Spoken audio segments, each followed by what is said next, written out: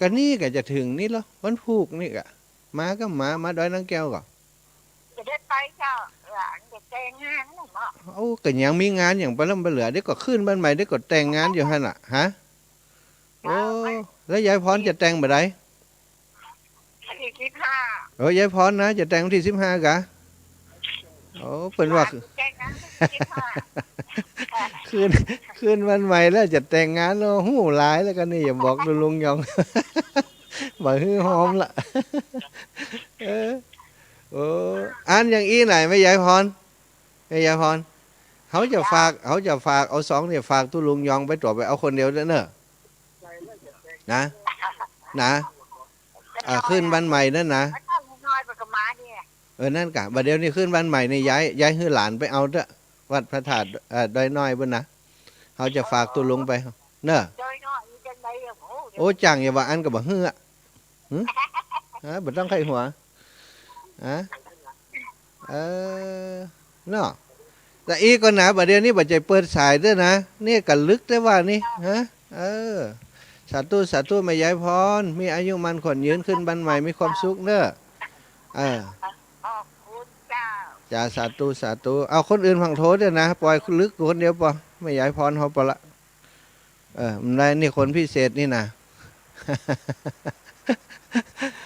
ตะกี้ขอบคุณครูบาอาจารย์ไปศรัทธาญาติโยมเนาะ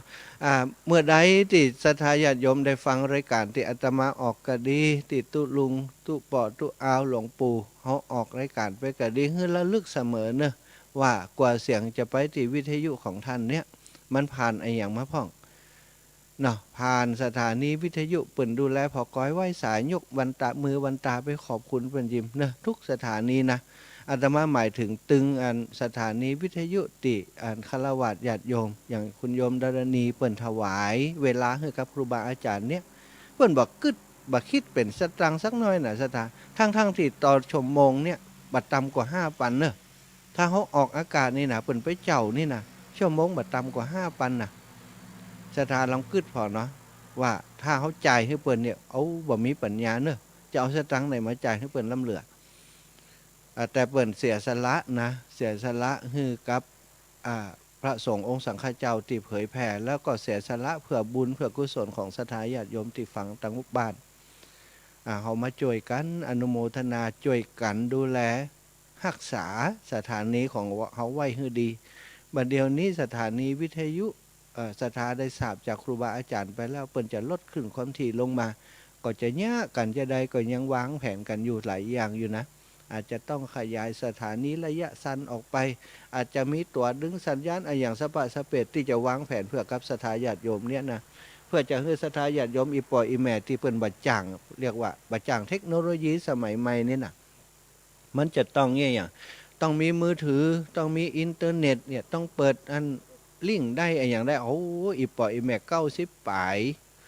80 ปลาย90 ปลายจะลิงก์อย่างแปลว่าลิงก์อย่างมันบ่ฮู้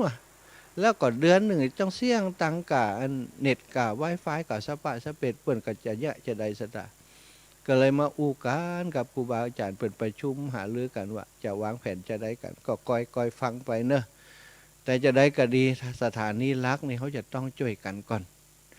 อาตมาหู้ข่าวคราวจ้าไปหน่อยเรื่องของวัดไฟหินที่เพิ่นจะทำพระป่านะหู้ไปจ้าไปหน่อยถ้าหู้เร็วกว่านี้ก็จะหาทางหาวิธีคือประชาสัมพันธ์ก่อนที่จะออกเดินทางจากสุนทรมุนีเจ้าน้อย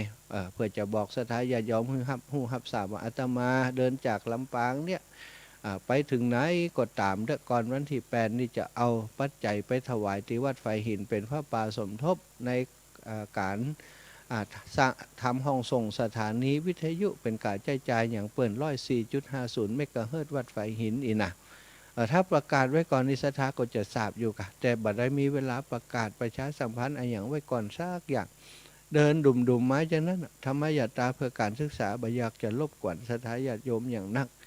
คนที่หู้กับหู้บ่หู้ก็บ่เป็นยังกายตั้งผ่านตั้งมาสถาเปิ่นใส่บาทของเอาสตังใส่ของ30ก็เก็บมาถึงดอยนางแก้วสถาจากวังเหนือจากเจียงโฮมผ่านมาวังเหนือลองเคาะบางปนปังบ้านปัดบ้านต้นเพิงป่าขาไหลมาเรื่อยๆนะไหลมาจนแยกวังเหนือจนมาถึงแม่ขจานเวียงป่าเป้า เข้าแม่ขาจานออกมาดอยนางแก้วนี่นะ2-3 วันมานอนป่าจ่าผ่องนอนข้างตางผ่องได้สตังมาตะวาที่ไปนับที่วัดไฝ่หินจกถงออกมาหมดเลยนะสถานับที่วัดไฝ่หินได้อยู่4,000ปลายเนอะ4,400ปลายสักหน่อยเนี่ย4,400ปลายก็เลยพอว่าโอ้กระเป๋าสตังที่อีแม่เปิ้นนั้นเอาใส่ย่ามมานั่นนะมีเท่าใดเนาะแม่ย่าเปิ้นเอากระเป๋าสตังใส่ย่ามฮื้อแล้วก็เอาสตังใส่ไว้หันโอ้ก็พอมีหันอยู่หลายสตังอยู่เกือบปันเนาะก็เลยเอาสตังนั่นหอมกับวัดไฝ่หินไปรวมกันแล้วก็เป็น5,000เนอะเฉพาะธรรมยตราเพื่อการศึกษานะบัจเจตังอาตมาเนอะโยมอาตมาเดินบ่ได้นะเป็นตังของพี่น้องศรัทธาที่เปิ้นหอมผ่านมาเปิ้นหอมผ่านมาตังเปิ้นหอมผ่านมาตังที่อาตมาเดินอยู่เนอะศรัทธาทั้งหลายอาตมาก็เลยได้สตังมาจำนวนอยู่5,000เนาะ5,000รวมถึงของแม่ย่าด้วยนะฉะนั้นก็อนุโมทนาบุญกับศรัทธาญาติโยมทั้งหลายที่ระหว่างทางที่อาตมาเดินมาตลอดทางนั้นนะได้เมตตาได้หันพระสงฆ์องค์สังฆเจ้า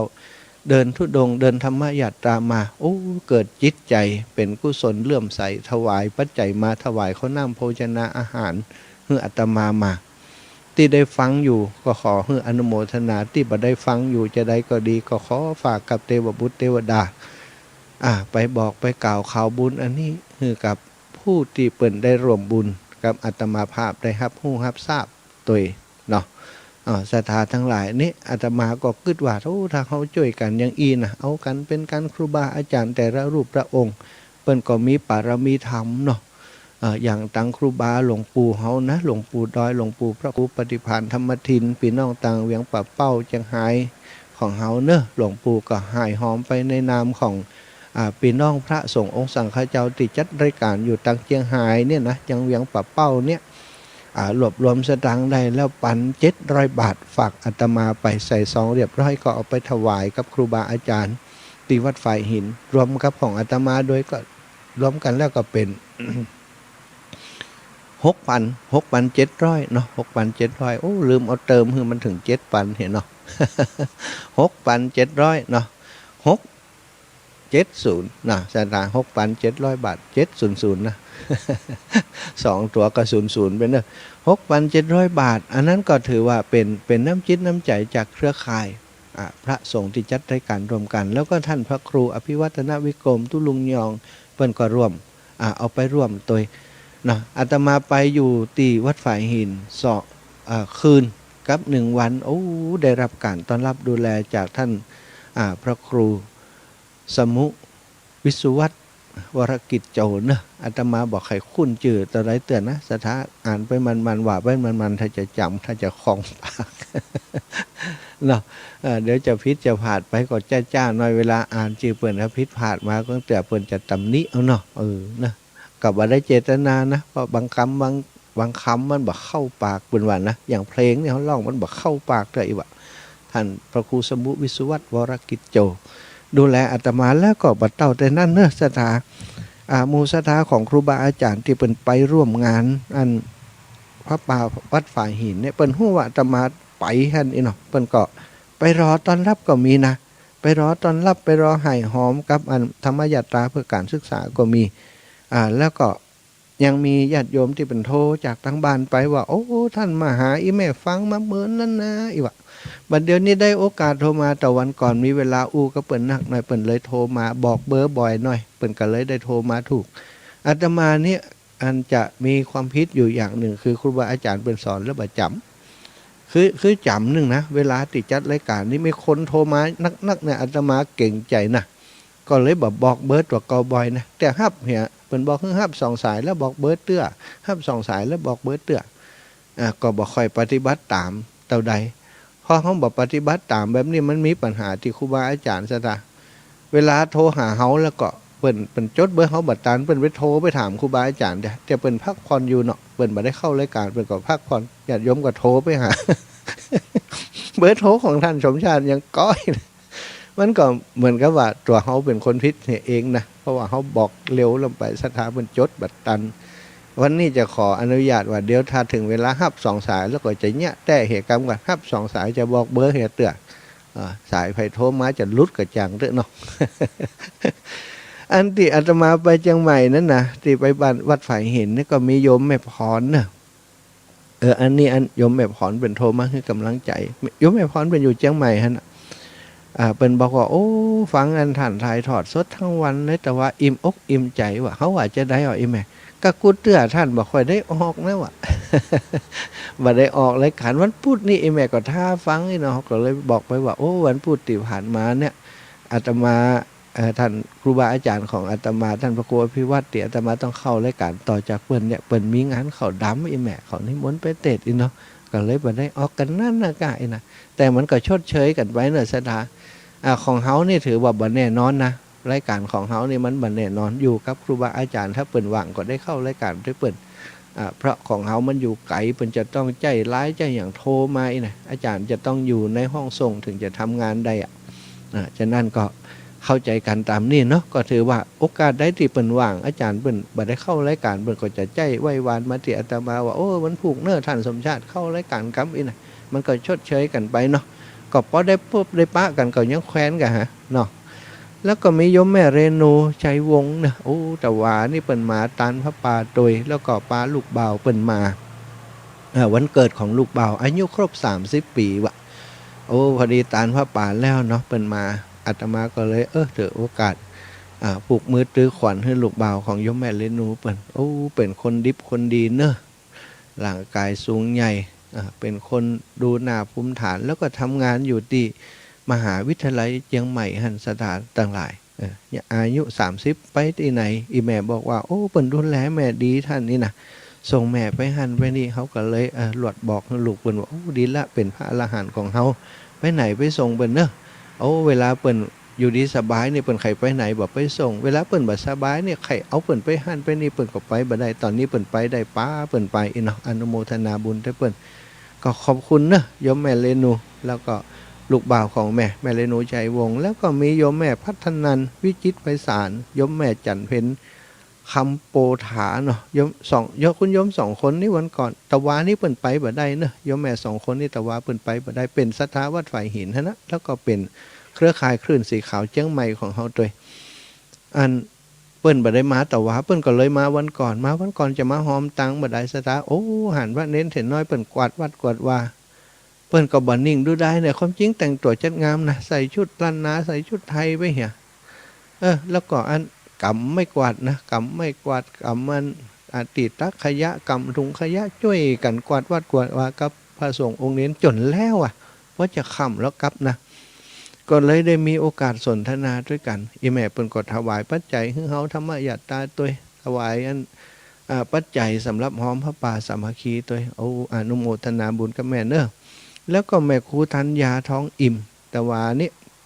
แม่ครูก็บอกว่าแม่ครูจะไปแล้วไปบ่ได้ท่านอาการบ่ค่อยดีตั้งแต่ฉีดวัคซีนมานี่อีแม่เป็นอย่างว่าโหอีวะขับรถบ่ได้บ่เดี๋ยวนี้นะแม่ครูธัญญาท้องอิ่มเป็นแม่ครูตีเครือข่ายคลื่นสีขาวของฮู้จักดีเนาะมีงานดอยนางแก้วนี่มาตลอดบอกว่าครูบาอาจารย์ไปที่ไหนนะถ้าอีแม่เป็นสบายดีไปอีแม่เป็นศรัทธาวัดพระสิงห์เนาะครูบาอาจารย์ติดตามครูบาอาจารย์ทำงานตัวเปิ้นแม่ครูเปิ้นก็โทรมาหาขอเลขบัญชีอาตมาฝากหอมมาปัน200 บาท1 ปันเป็นของแม่ครูแล้วก็อีก1 ปันเป็นของแม่ครูจุฑามาศวงศ์ศิริเนอะตะวานี่เขาก็เอาเงินสดใส่ซองให้อีแม่แล้วนะใส่ซองเอามอบให้คุณโยมพิสมัยเนาะในฐานะเป็นประธานการดำเนินการจัดพระป่าครั้งนี้เนอะแม่เนอะแล้วก็โยมแม่กันนิกาโยมแม่สาริกาพินโยโยมปีกันแล้วกันเพราะเปิ้นยังอายุนักเลยจะนั่งหนุ่มอยู่นะโยมแม่กันนิกาก็จะ70แล้วกันฮะโยมปีสาริกาก็จะอ่อนกว่าน้อยปีกับน้อง2 คนทำงานราชการถึง2นะราชการแล้วก็เอกชนนี่พ่อบ่สบายแม่บ่สบายลาออกถึง2 พี่น้องมาช่วยกันดูแลพ่อแม่ประเดี๋ยวนี้พ่อแม่เปิ้นได้เสี่ยงบุญไปละโอ้ก็2 คนพี่น้องปากันเข้าวัดเข้าวาสวดเข้าไปทำบุญสุนทรทานมาตลอดสัปดาห์มาวัดวันก่อนก็มาด้วยกันพอดีได้มีโอกาสสนทนาธรรมครับอาตมาเปิ้นก็ว่าโอ้อีแม่อันหันนั้น ว่าท่านเดินธุดงค์แม่นก็เจ้าอีนะก็ถามก็บอกว่าแม่นแล้วในหนังอูกันปะโตเหมือนกับอันญาติบ่ปะกันมาสัก100 ปีปุ๊กฮะมาปะกันแล้วอู้กันสนทนาปราศัยสนทนาถึงเรื่องความเป็นอยู่เป็นไปแล้วก็ได้สนทนาทำการปฏิบัติต่างๆโอ้อีแม่เปิ้นก็ว่าดีใจดีใจแล้วเปิ้นเป็นคนขวนขวายอยากจะศึกษาธรรมะให้ลึกซึ้งไปอาตมาก็เลยแนะนำหนังสือพ่องแนะนำสื่อต่างๆที่จะทำให้โยมแม่เปิ้นโยมปีเปิ้นได้มีโอกาสได้ศึกษาให้ลึกซึ้งเพราะว่าญาติโยมคนใดที่สนใจแต่มันอาจจะช่วยกันในการเผยแพร่ต่อไปตั้งหน้าได้ตัวเนาะบัจจัยว่าก็โอ้สนใจกับพระสงฆ์องค์ข้าเจ้าในการเผยแพร่สถาญาติโยมถือว่าเป็นส่วนสำคัญในการเผยแพร่อุบาสกอุบาสิกาภิกษุภิกษุณีเนาะอุบาสกอุบาสิกาเนี่ยคือหมู่ที่จะช่วยกันเข็นล่อธรรมจักรเนี่ยไปเพื่อการเผยแพร่เพื่อประโยชน์แก่ชนหมู่มากเพื่ออนุเคราะห์แก่ชนหมู่มากเนาะสตาทั้งหลายแล้วก็มีโยมป้อไพบูลย์โยมแม่จรูนปกปิงเมืองอาตมาได้ยินชื่อมาเหมือนแล้วแต่ว่าได้มีบุญไปปะเปิ้นเนาะอีป้อเปิ้นมาตั้งแต่เจ้าละแต่อาตมามีเวลาได้เปิ้นมาได้เปิ้นตอนที่เปิ้นจะตานพระป่าบุละสถาก็ได้มาก็อีป้ออีแม่เปิ้นเปิ้นก็ชื่นชมว่าท่านมหาจัดรายการม่วนดีนะวะเอากำที่ไหนมาแต่ว่าอีเนาะเฮาก็ว่าอีป้อมันก็บางเตือกะกำที่ฟังครูบาอาจารย์ยังมาผ่องที่ฝึกที่ฝนมาผ่องที่ห้ามที่เฮียนมาผ่องก็ไปมันอันจะได้อยู่น้ำไหมถ้าเฮาบอกมันก็เงียบปิ้งนะอีเนาะที่ดอยนางแก้วอีป้อว่าอีป้อรักฟังว่าท่านไปเอาอย่างมาแต่ว่าอีนะความจริงก็ไม่ใช่คนเก่งซึมแล้วซ้ำแหมนะสดาเนาะถ้าคนที่ฟังมันก็จะจำได้นั่นนะ แต่ว่าคนที่เป็นบอกพอฟังมันเป็นก็จำมาได้แต่เป็นก็ว่าเก่งนั่นเนาะก็ขอบคุณอีปอเป็นกำลังใจเหมือนกันนะปอยมปอไพบุญโยมแม่จรูนนะแล้วก็ที่อาตมาดีใจก็คือมีคุณโยมท่านหนึ่งเปิดขายของอยู่ในกาดประตูเชียงใหม่นะวันนี้ว่าจะฟังก็ฟังหูอีแม่นะโยมแม่วรัญญาวงมาลัยอีแม่ว่าช่วงนี้มันค้าขายบ่ค่อยดีนะท่านอีแม่ก็เลยไหลหาวิทยุฟังวิทยุมันไปปะใส่ที่ท่านจัดรายการอีแม่ดีใจว่ะแต่คือวันที่ตะหวานเนาะอาตมาจัดรายการอีแม่เพิ่นได้ฟังเพิ่นก็ดีใจอิ่มใจได้ได้จ๋าได้ฟังเพิ่นก็เลยได้โทรมาก็กันแต่คืน2 ทุ่มอาตมาบอกว่าหลังจาก2 ทุ่มนี่ก็โทรมาได้ถึงสัก3 ทุ่มเน้ออีเนาะสถาญาติโยมติจะโทรหาอาตมาเพราะว่าหลังจากนั้นก็คือปฏิบัติธรรมเนี่ยอย่างไปเป็นส่วนตัวบ่อยากจะรับสายตอนเดินธุดงค์แต่ว่าวันนี้แต่คืนนี้อีแม่เพิ่นก็โทรมาคือกำลังใจก็ได้กันหลายอย่างขอบคุณเนอะโยมแม่วรัญญาวงมาลัยกาดประตูเชียงใหม่เนาะแล้วโยมแม่วัชราวันสุขพินิจนะบ้านปากท่อเนาะน่าจะแม่นปากท่อปาตันนี่นะอีแม่เปิ้นอายุ86แล้วสดาเปิ้นยังโทรศัพท์ได้แล้วก็เฮาอย่างไปเปิ้นตอบโต้ได้สบายนะโยมแม่เป็นครูเก่าเฮาฟังเสียงแล้วเฮาก็ตักไปกะอีแม่เป็นครูเก่าก็อีนะเสียงสระรอเรือรอลิงอย่างมื้อนี้มันชัดแล้วก็จังหวะการวางเสียงมันเหมือนกับครูบาอาจารย์อีแม่ว่าแม่นแล้วท่านฮู้ได้จะได้ว่าเฮาก็ว่าฮู้จากการสังเกตฟังเนี่ยฟังเสียงอีแม่ชัดเจนดีเสียงสระอย่างต่างๆถูกต้องอีแม่ก็บอกให้ฟังก็กันโยมปอเปิ้นเป็นคนภาคกลางด้วยนะโยมปอก็อยู่ด้วยกันนะครอบครัวเปิ้นอายุ80ปลายแล้วก็อนุโมทนาบุญกับอีแม่เปิ้นก็ให้หอมมานะเปิ้นหอมมาอันเปิ้นขอเลขบัญชีมาอาตมาก็ฮื้อเลขบัญชีไปอีแม่เปิ้นหอมมาตัวใดก็หันเข้ามานี่แต่ว่าน่าจะปัน5ก็อย่างฮู้นะแม่นะที่มันเด้งที่ในโทรศัพท์น่าจะแม่นแล้วเนาะอันนี้ก็คือสถาญาติโยมที่เปิ้นไปพบอาตมาที่อันวัดฝ่ายหินเนาะสถาทั้งหลาย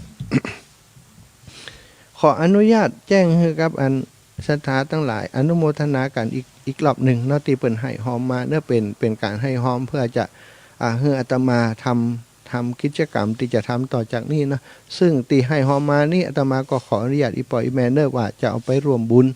กับอันพระพุทธบาทน้ำบ่อสาวาเนอะที่อาตมาจะเดินธุดงค์ธรรมยตราจากดอยนางแก้วไปนี่นะมีคุณโยมประสิทธิ์นางเรนูชัยวงศ์พร้อมครอบครัวร่วมบุญธรรมยตรามาแห่ม108 บาทเนอะแล้วก็โยมพิสมัยสุริโยดรร่วมบุญมาแห่ม200 บาทโยมไพบูลย์วุฒิเดชเนาะร่วมบุญมาแห่ม100 บาท นายประเสริฐชัยวงศ์อันนี้อันวันเกิดเพิ่นจ้ะ60 บาทเนอะแล้วก็โยมจันเพ็ญแสงสุวรรณจากเชียงใหม่บ้านช่างเขียนถวายท่านสมชาตินะ100 บาทโยมนัทนันมโนคำถวายมาแหม100 บาทนางอัมพันธ์คำตันถวายธรรมญาตราแหม200 บาทนางอุไรณน่านเนาะพร้อมลูกหลานถวายมาแหม200 บาทโยมไพบูลย์แม่เจริญปกปิงเมืองอันนี้แหม150 บาทรู้สึกว่าจะ2กันอีกบ่ ก็สตาญาติโยมที่เปิ่นโอนสตังค์เนอะผ่านมาตังอันบัญชีแหมก็จัดหลายคนนะศรัทธาต่างหลาย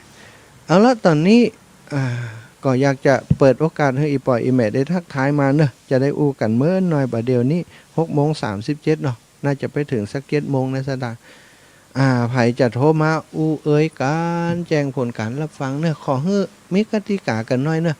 อันอีเมลโทรมานี่บอกชื่อเลยอีปอโทรมาบอกชื่อเลยชื่อหยังอีเนาะบ้านอยู่ไหนฟังจากสถานีวิทยุไหนเนี่ยเป็นการขอบคุณสถานีเปิ้นด้วยนะอีเมลชื่อหยังโทรมาจากไหนฟังสถานีไหนแล้วจะอู้เรื่องหยังก็ว่าไปเนาะนะ0808844173เนอะ0808844173โอ้แม่อุ้ยแม่สายล่ะแม่สาบเสมิงกะฟังท่านตลอดนะเจ้าเจ้าอีแม่ฟังแล้วเป็นไงพ่อฟังก็ม่วนนะเจ้าโอ้ม่วนกะเจ้าม่วนสบายใจสบายกายถึงวันนี้อยู่กับธรรมะเน้อท่าน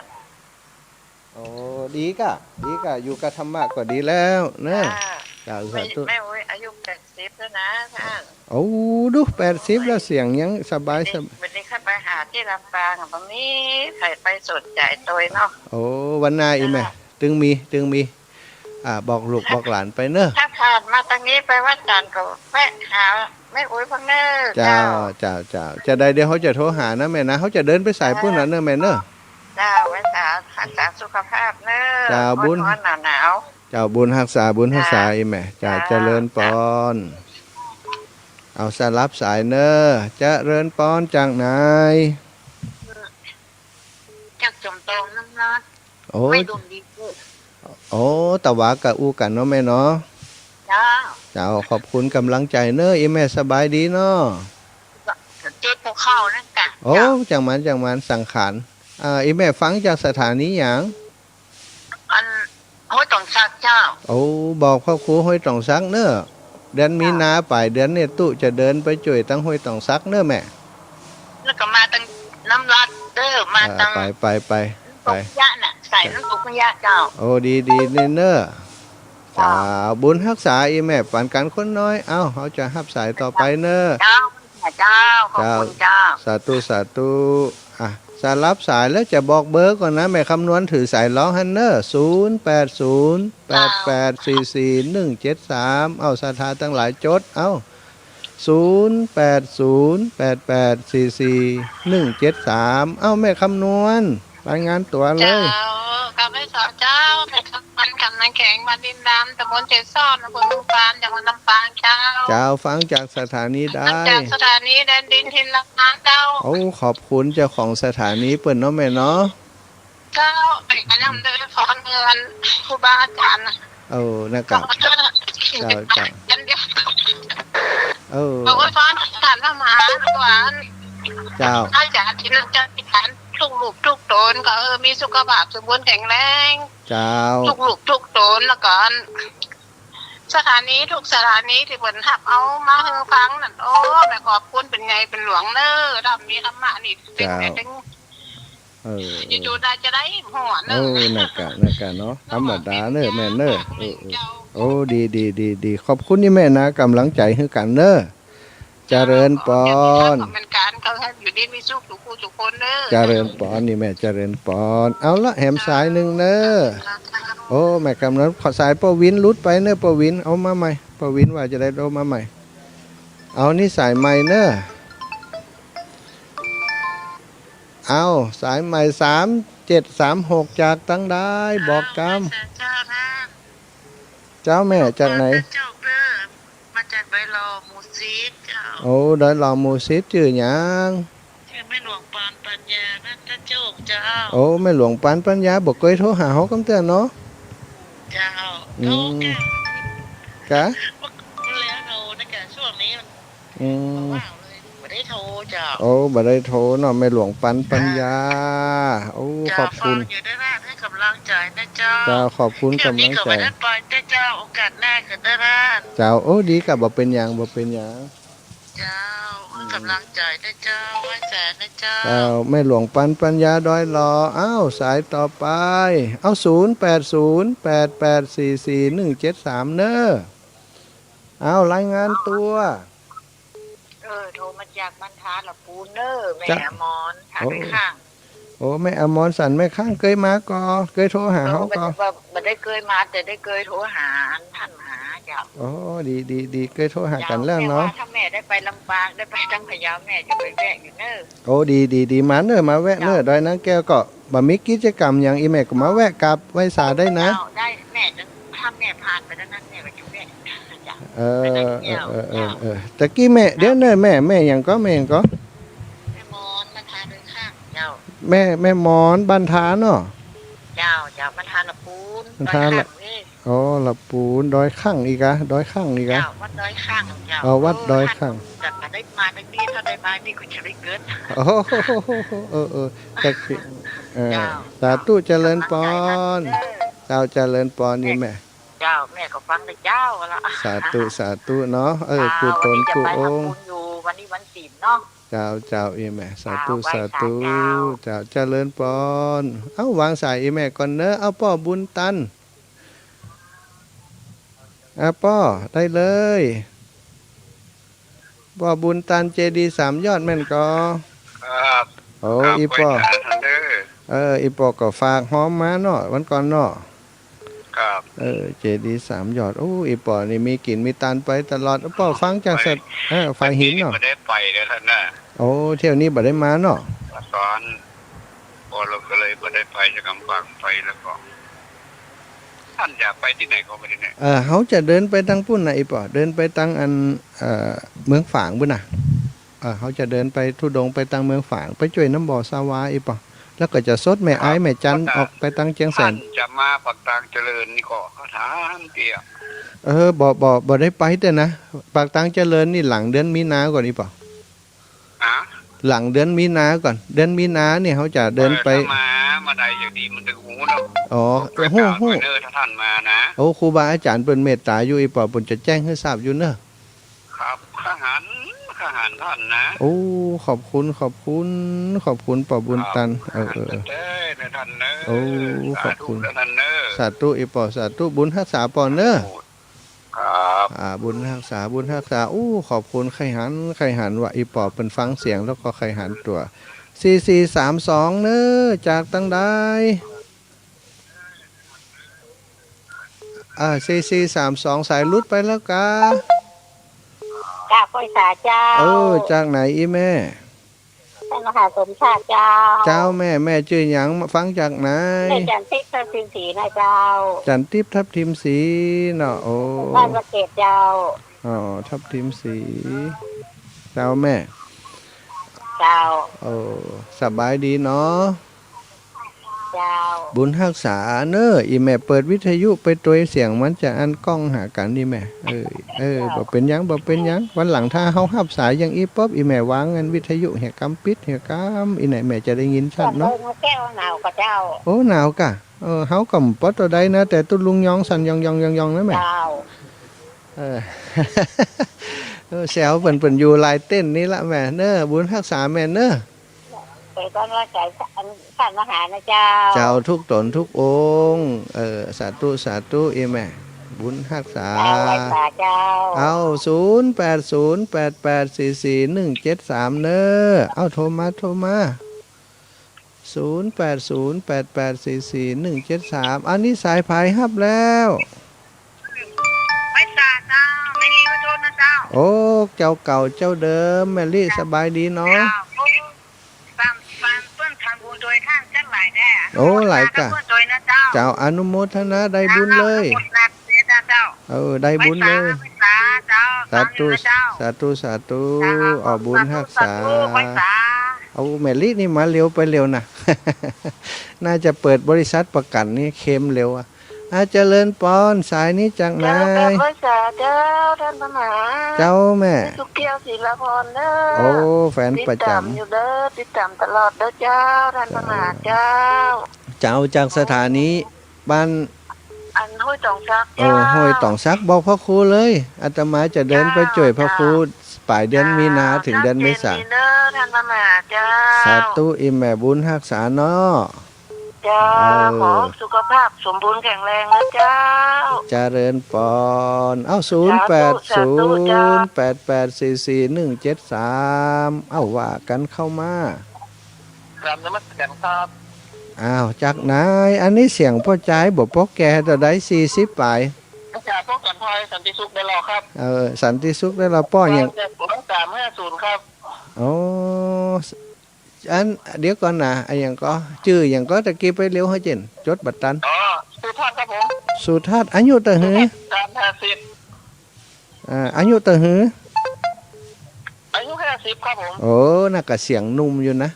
เขาก็เกือบถูกแล้วนี่ เอาบุญรักษาเด้อสาธุบุญรักษา ขอบคุณครับผม บุญรักษาเอ้า0808844173เด้อเจริญปอน ครับนมัสการครับท่าน อันนี้ไห่นี่ อ๋อพ่อนานจานใจแก้วหลวงบ้านเวทิงอำเภอตุ้งหัวจ้างจังหวัดลำพูนครับ พ่อหนานจันอ๋อหนานจันใจแก้วหลวงอีกอะอ๋ออ๋อละปูนเนาะ ครับผม โอ้ฟังชัดเจนดี สถานีชุมชนลี่ครับ โอ้ขอบคุณสถานีชุมชนลี่เนอะเขาไปห้วยต่างซักจะผ่านไหนก่อนบอกว่าเนี่ยถ้าผ่านลี่ก่อนก็จะแวะหาเนอะ ครับผม ได้ยินข่าวว่ามีนานะครับ นั่นกะมีนานี่เขาจะไปนะเอาผ่านสถานีได้ก็ถวายหมดอะเขานะขอมันได้ตังค์มาจ้ะ ครับคุณครับผม สัตว์ ถ้าได้มาก็มาสายที่อันก็ไอ้ตุ้งหัวจ้าง ใจ ลี่หนอ ใจจ้า ครับ บุญรักษา ท่านแจ้งข่าวมารายละเอียดแห่งกรรมหนึ่งแล้วก็ผมก็จะได้เตรียมตัวแล้วก็บอกสถานด้วยครั สา บ ธุบุญรักษาเนื้อปอเนอ ครับพระคุณครับผม สาธุโต้ขอบคุณชัดเจนดินเนออีปอบอกเป็นอย่างนี่เข้าท่าดีนะเจริญปอน จากไฟสาเจ้า จากตั้งได้ไถเอ้ย แม่สีจันทร์บ้านไร่ชมตำบ โอ้ ลที่หลวงอำเภอเป็นสวยเจ้า โอ้แม่สิ จาก จัน เรียนกระเป๋าเนอะ โอ้แม่สิจันห้วยส้มเนาะสาธุเอาฟังชัดเจนดีเนาะ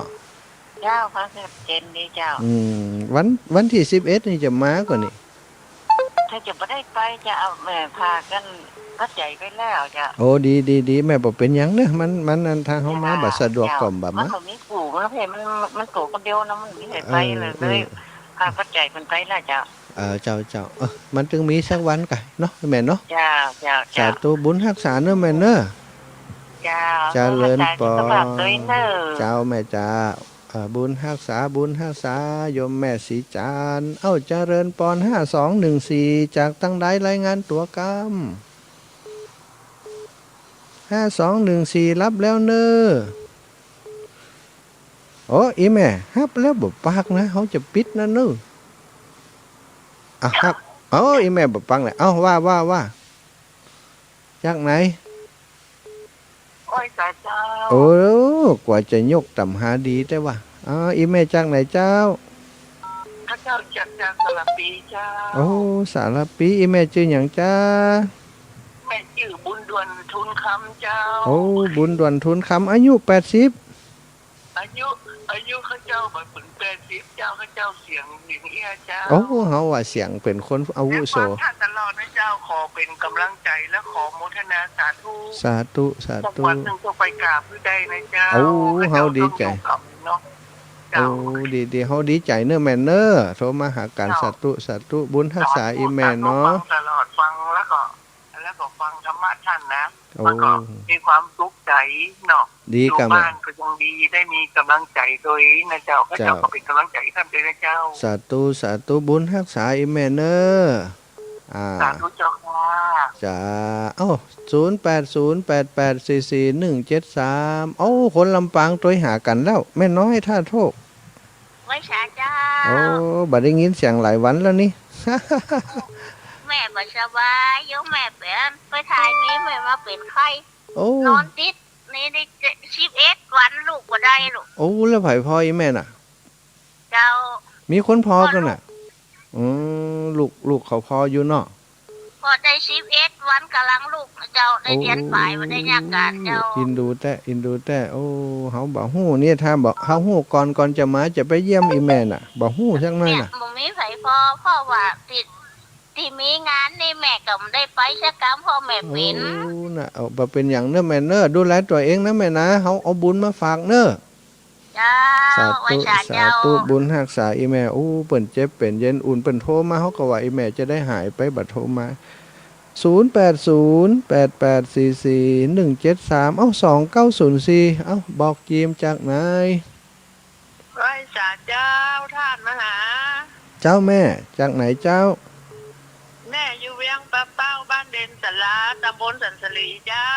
บ้านเด่นสาระอีแม่ชื่อหยัง แม่นางคำอ้ายเจ้า โอ้แม่นางคำอ้ายอ๋อ คำอ้าย คำอ้ายเนาะอ๋อคำอ้ายนี่จิ มาผ่านมาจังอำเภอจังบ้านเทศเจ้า วันนั้นเขาไปบิณฑบาตถึงบ้านสันปัดตังเข้าสันมาเข็ดนะอีแม่แล้วก็เขาปิกมาตังอันแม่ขจานสดออกมาอันไ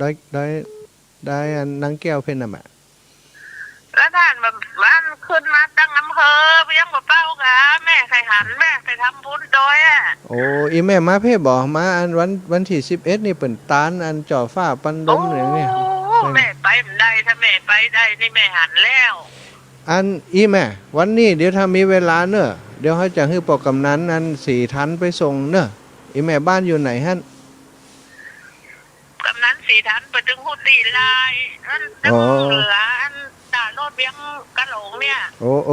เคอันบัดยักเนอะแม่เนอะเขาจะไปหาเอาเนาะ เจ้า โอเค ลา อ่ะ ยโรงเรียนบ้านเด่นเนี่ย โรงเรียนบันเดนเอาอันไงเดี๋ยวเขาจะไปหาเอาละก่อยปะการอีแม่บุญรักษาอีแม่เนอะ เจ้า บุญรัก ข้า ษา มาเห็น2-3 หลังถามคนดังไอ้พวกถามสิล่างก๋วยเตี๋ยวพวกกระตึงหู้เจ้า บัดถามอะปอกกำนัน4 ทันหู้กันแล้วฮะนะ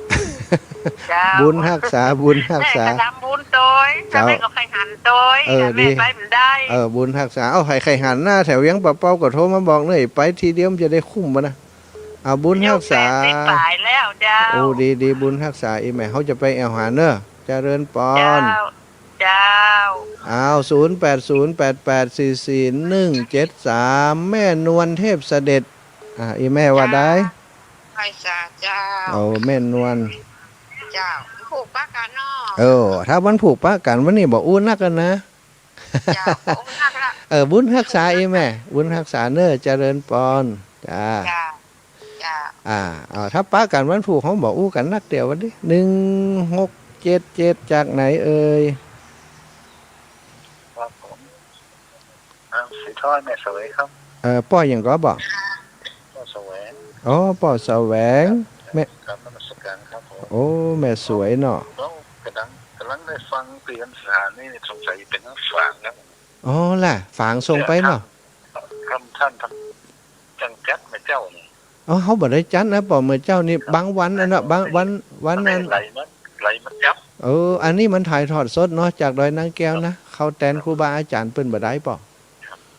ก็เป็นโอกาส ตุลุงร้อยแต่วานเพื่อนก็มาเข้ารายการกันครับ อ๋อเปลี่ยนเวลาแต่ไม่ได้บอก บ่เปลี่ยนต ตอนทุกงครับ บ่เปลี่ยนเนอะป่อเนอะเวลาเหมือนเดิมแต่ว่าอย่างก็ตะวันนี่ถ่ายทอดสดจากวัดฝ่ายหินเนี่ยป่อสาธุนะป่อนะบุญรักษาเนอะป่อเนอะ ไปไหนได้ตาตอกตามาไม่ได้เชียนผมว่านะครับ จะป่อแสวงเนาะ ไปอยู่ในวันตีเป็นเข้ากรรมวันนั้นก็เดินทางวันที่7ไปหลอกตา อ๋อก ลับ จะ มาวันที่9ก็ กายมันกับไปขึ้นไปมาได้นะครับ บ่เป็นหยังป่อวันหลังไปมาเอาละป่อเขาจะสลับสายกับเนื้อป่อเนื้อปั่นกันคนน้อยเนาะป่อเนาะ ตัวเนี่ยนะครับผม จะปั่นกันคนน้อยบุญรักษา วันนี้มีชุกนะครับ สาธุโอ้มันนั่นเวลามันบังคับอีป่อปั่นกันคนน้อยนะยังว่านะ2 3 7 7เอาจากไหนจากตั้งได้ว่าลุย อาว่าสาเจ้า เจ้าบอกชื่อเสียงเลี้ยงน้ำฟังจากไหนตัวอีแม่เจ้า ได้ยินเหรอเจ้า ได้ยินอีแม่บอกเลยแม่หยัง แม่ตู้บ้านล่องเจ้า แม่สุโอ้บ้านล่องลำปางกะ เจ้า โอ้บ้านล่องลำปางโอ้พี่น้องลำปางไผ มาใจเจ้าบ้านล่องเรื่องเป้าค่ะ โอ้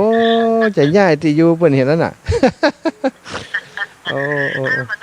าได้ยินหลายเดือนเป็น5-6เดือนเจ้าอยู่ละปูนมากำลังมานี่ โอ้ก็ยังเอาวิทยุไปละปูนน่ะฮะ เจ้ามีลูกอยู่ละปูนเจ้า โอ้วันหลังเอาวิทยุไปตัวกะไปซั่วกันได้เด้อนะโอ้ ขอโทษเจ้าอันนี้พระอาจารย์อย่างก็ได้ยินเสียงฟุ้นๆนะ พระมหาสมชาตินะกะคนบังงามนะกะ โอ้พระหลานกะ ลำปางหนานี่นะ น่ะแม่ก็ว่าอันนี้พระอาจารย์สงสารนะอีเนาะพ่อแม่ได้ยินอยู่พุ่นมันได้ยินเจ้า นะกะบ่ตอบบ่จะบ่ได้ยินเนี่ยตัวบันไลขึ้นไว้หานะถ้าเอาวิทยุไปได้ยินกะอีแม่บ่เอาไป จ้าแม่ก็กำลังใจเนอะ เจ้าแม่สาธุบุญรักษาแม่สุบ้านล่องเวียงปะเป่าเนอะ0808844173อาจารย์เปิ้นให้เวลาถึง 7:00 นถ้าอันนะกะเดี๋ยวถ้าอาจารย์จิผมจิมเนอะเดี๋ยวผมรับสายไปนะ5156รายงานตัวกรรม สวัสดีครับ โอ้เจริญปอนบ่ได้เป็นพระครูแต่เนอะป่อ2ภาษา3ภาษาอยู่บ่ได้เด้อ พระสมชาตินะ ถ้าสมชาติ เจ้าป่อ ก็กลับเป็นอามาพืชอามาภาพติดยังหามเข้าหามออกครับว่ากู โอ้ป่อเฮ้ยอย่างใดดีนี่ ลำบักลำวนสุแม่ก็แข่งก็งอล่องนอนวันค่ำคืนห้อง โอ้อยู่ไหนเอาบ้าน เข้ากับแยกอีน้ำกับแยก ป่อบ้านอยู่ไหน อาจารย์นิพนธ์มาหลายปีเป็นมาช่วยเหลืออาจารย์นิพนธ์ว่าทำมาจากผ้าแม้หลายปีแล้วครับ โอ้ดีป่ออยู่บ้านไหนชื่อหยัง อยู่บ้านห้วยในซอยมูชีตำบลดงดำอำเภอจังหวัดลำพูนเนี่ยครับทำไมหาครับ ลี่ละปูน ท่านครูแม่พังเลิศท่านแม่พังเลิศครับ โอ้ไปเดี๋ยวเขาจะหาโอกาสไปช่วยเหลือเนอะป่อเนอะสาธุบุญรักษานะอีป่อ มีความสุขความเจริญ โอ้ อายุมั่นยืนยาวเริญจ่าเริญตังปลอดภัยพุทธิพุทธังนะครับเนาะ สาธุบุญรักษาอีป่อเนอะบัดเดี๋ยวนี้เขาจะหับสายไปเรื่อยๆก่อนเนอะเดี๋ยวถ้าอาจารย์เป็นจะออกรายการก็มาบอกเลยเนอะสาธุบุญรักษาอีป่อเจริญปอนครับผม 0808844173เนอะเบอร์ติดต่อกันตอนนี้เอาหับสายแล้ว0763อุดเจ้าอีเมลชื่อยัง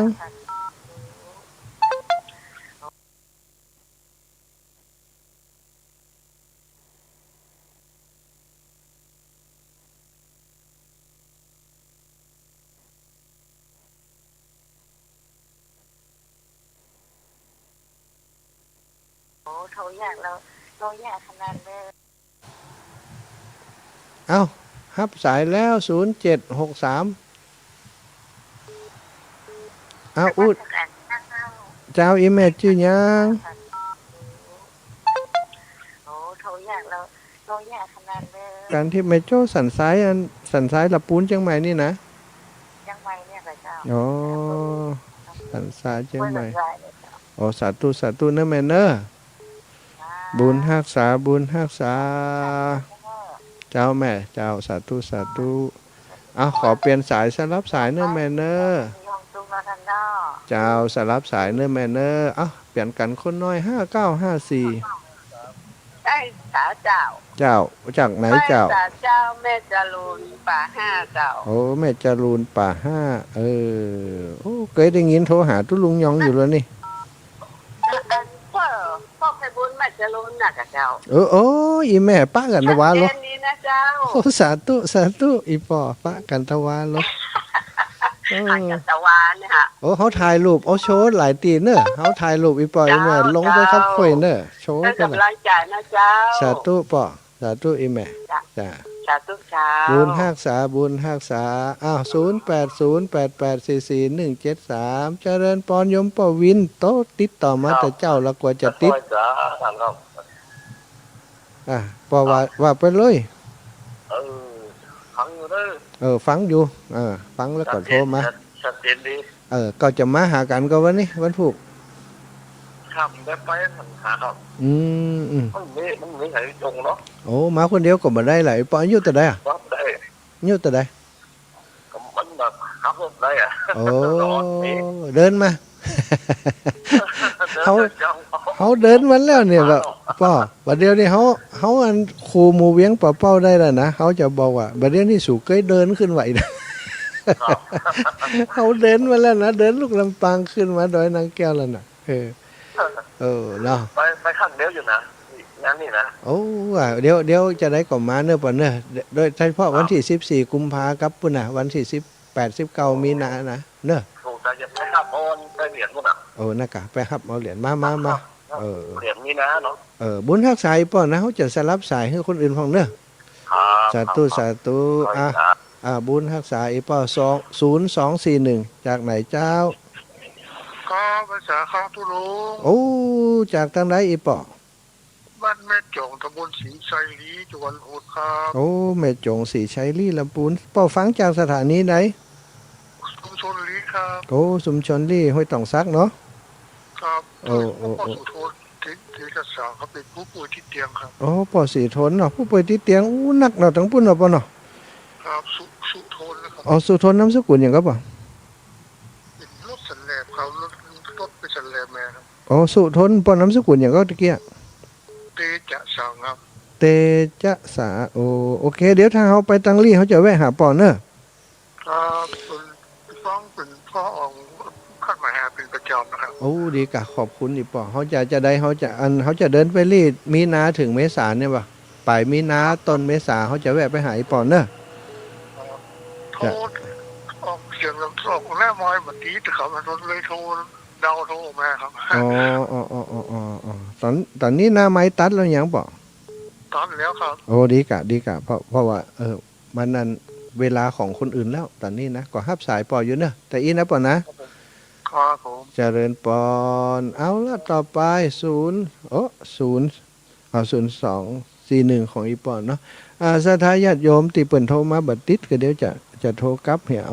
12สายเนี่ยโทรแล้วก็บ่ได้รับเปิ้นนะสถาญาติโยมทั้งหลายเนอะที่ฟังไลฟ์สดอยู่เนาะไลฟ์สดไปก็ไปก่อนก็ได้28832883ตะกี้มากำฮับบัดตันเนอะบัดเดียวฮับได้ละ ไว้สามาหา จ้าป้อจากไหนก็ ตัดเปิดมาจากก็ขา โอ้ป้อหยัง ก็หาวอนบ้านเนี่ยที่ได้ยินเสียงตะวันนี่เป็นมหาที่มันเนี่ยงานเนี่ยบ้านมหาบุรี อ๋อแม่นกะเขาไปหาทันแล้วเขาไปบิณฑบาตอยู่เลยป้อจำได้อยู่เนาะ นี่ก็จำได้ก็พอไปเงี้ยวหาดิบจ้าก็แหละ ขอบคุณอีป้อจำกันได้อยู่เด้อ ยังพอได้ยินเสียงนี่เป็นมหานะมันได้ของละได้ยินเสียงนี่แล้วจดเบอร์โทรไว้ โอ้ นี่เหมือนกำลังใจเด้อเดี๋ยวโทรหาเดี๋ยวจะพอจะขอบปรึกษากันว่าหลังไหมครับเวลาว่างแล้วก็ เดี๋ยวเขาจะโทรกลับเนอะป้อเนอะถ้าเขาว่างเขาจะโทรกลับเนอะ กลับมาเพราะวันนี้ปัญหาว่าผู้นำครับ กูเจ้าบ่ถูกกันว่ามันมีปัญหาจะแก้ไขจะได้พอก็ผู้ปรึกษาพอก็ล้าเอาหมดเป็นกรรมการนะบ่เอาอย่างสักอย่างเอาล้าพี่เลี้ยงพวกมันน่ะไปเอาเมียปิดใหญ่ไปบ้านนั่นเลยงอนหมอหมดประเดี๋ยวบ้านมาแก้วโอ้อินดูแต่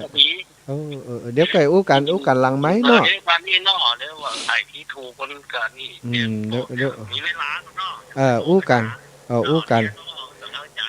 อู้กันหลังไม้นาไม้บ่ได้เจริญปอนนะนะเอาละนะอีปอเป็นปรึกษาปัญหาหัวใจธรรมดาเนอะทุเจ้ากับอันเจ้าบ้านนี่นะลิ้นกับฝันกระทบกันธรรมดาบางครั้งบางทีก็ทำความเข้าใจกันเฮียก็จบละปะมันมีปัญหาอย่างเนาะเอาสถาติดตามไร่สดอยู่ในขณะนี้เนอะตอนนี้อาตมาภาพอยู่ที่ดอยนางแก้วนะตอนเข้ารายการที่แรกนั้นลืมกดอันถ่ายทอดเนาะก็บ่ได้ออกเสียงไปสักคำนะ ได้มาออกเสียงโหเป็นเหลวพอตอนเพชรละตอนนั้นหับสายโทรศัพท์แล้วก็เลยได้เปิดตันนะได้ตอนรับโทรศัพท์สถาก็คงบ่ทราบว่าอาตมาออกอากาศจากที่ไหนนะตอนนี้ออกอากาศจากดอยนางแก้วหรือว่าม่อนพระศรีสองเมืองวันนี้จะเตรียมงานวันพุกนี้เปิ่นจัดอันตานเนาะทำบุญอันตานเจาะฝ้าใบรากาปันลมอย่างต่างๆที่ศรัทธาญาติโยมเป็นเจ้าภาพนะก็จะตานวันพุกศรัทธาญาติโยมเนอที่จะมาใครจะมาที่ฟังรายการทาง Facebook ไลฟ์ของอาตมาจะมาร่วมงานที่ดอยนางแก้วนะก็ขอเจริญพรเรียนเชิญมาร่วมกันเอาบุญเอากุศลกับเจ้าภาพเปิ่นกับครูบาอาจารย์ที่เป็นรวมคิดรวมสร้างรวมทำสิ่งดีงามเพื่อพระศาสนาเพื่อเป็นการเกื้อกูลแก่ชนหมู่มากแก่พี่น้องประชาชนเดินทางผ่านไปผ่านมาตังเจียงใหม่เจียงไฮ้เนาะพะเยาลำปางนะเป็นเดินทางสายนี้นักนะสถาพี่น้องตั้งวังเหนือถ้าจะไปเชียงใหม่เนี่ยเป็นก็มาสายแม่ขจานสายแม่ขจานโดยสเก็ตไปเชียงใหม่มันใกล้กว่าออกไปทางลำปางเนอะก็เท่ากับว่าเส้นทางสายนี้พี่น้องตั้งพะเยาก็ดีพี่น้องตั้งลำปางเชียงใหม่ลำปูนมุกทั้งกรุงเทพกรุงไทยทุกติดคนเป็นได้สัญจรผ่านไปผ่านมาอยู่ตลอดก็เลยเป็นสถานที่ที่ครูบาอาจารย์เป็นได้มาสร้างพระธาตุสีสองเมืองเป็นศาลาพักผ่อนของ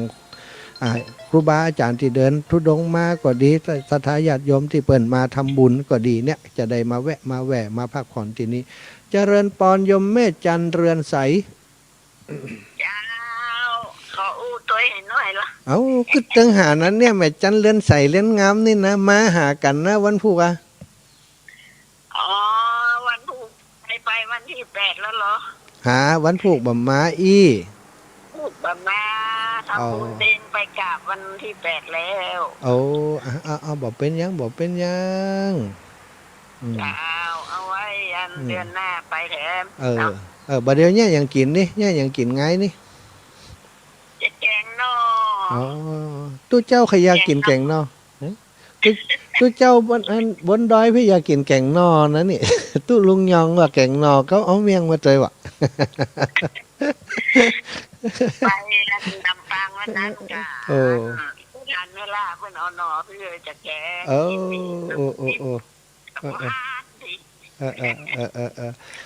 ประธานแม่ล่าเปิ่นเนี่ยอย่างไงวันก่อนเนี่ยเปิ่นขึ้นวันใหม่อย่างเปิ่นทำบุญที่อบตน่ะจ้ะไปวันนั้น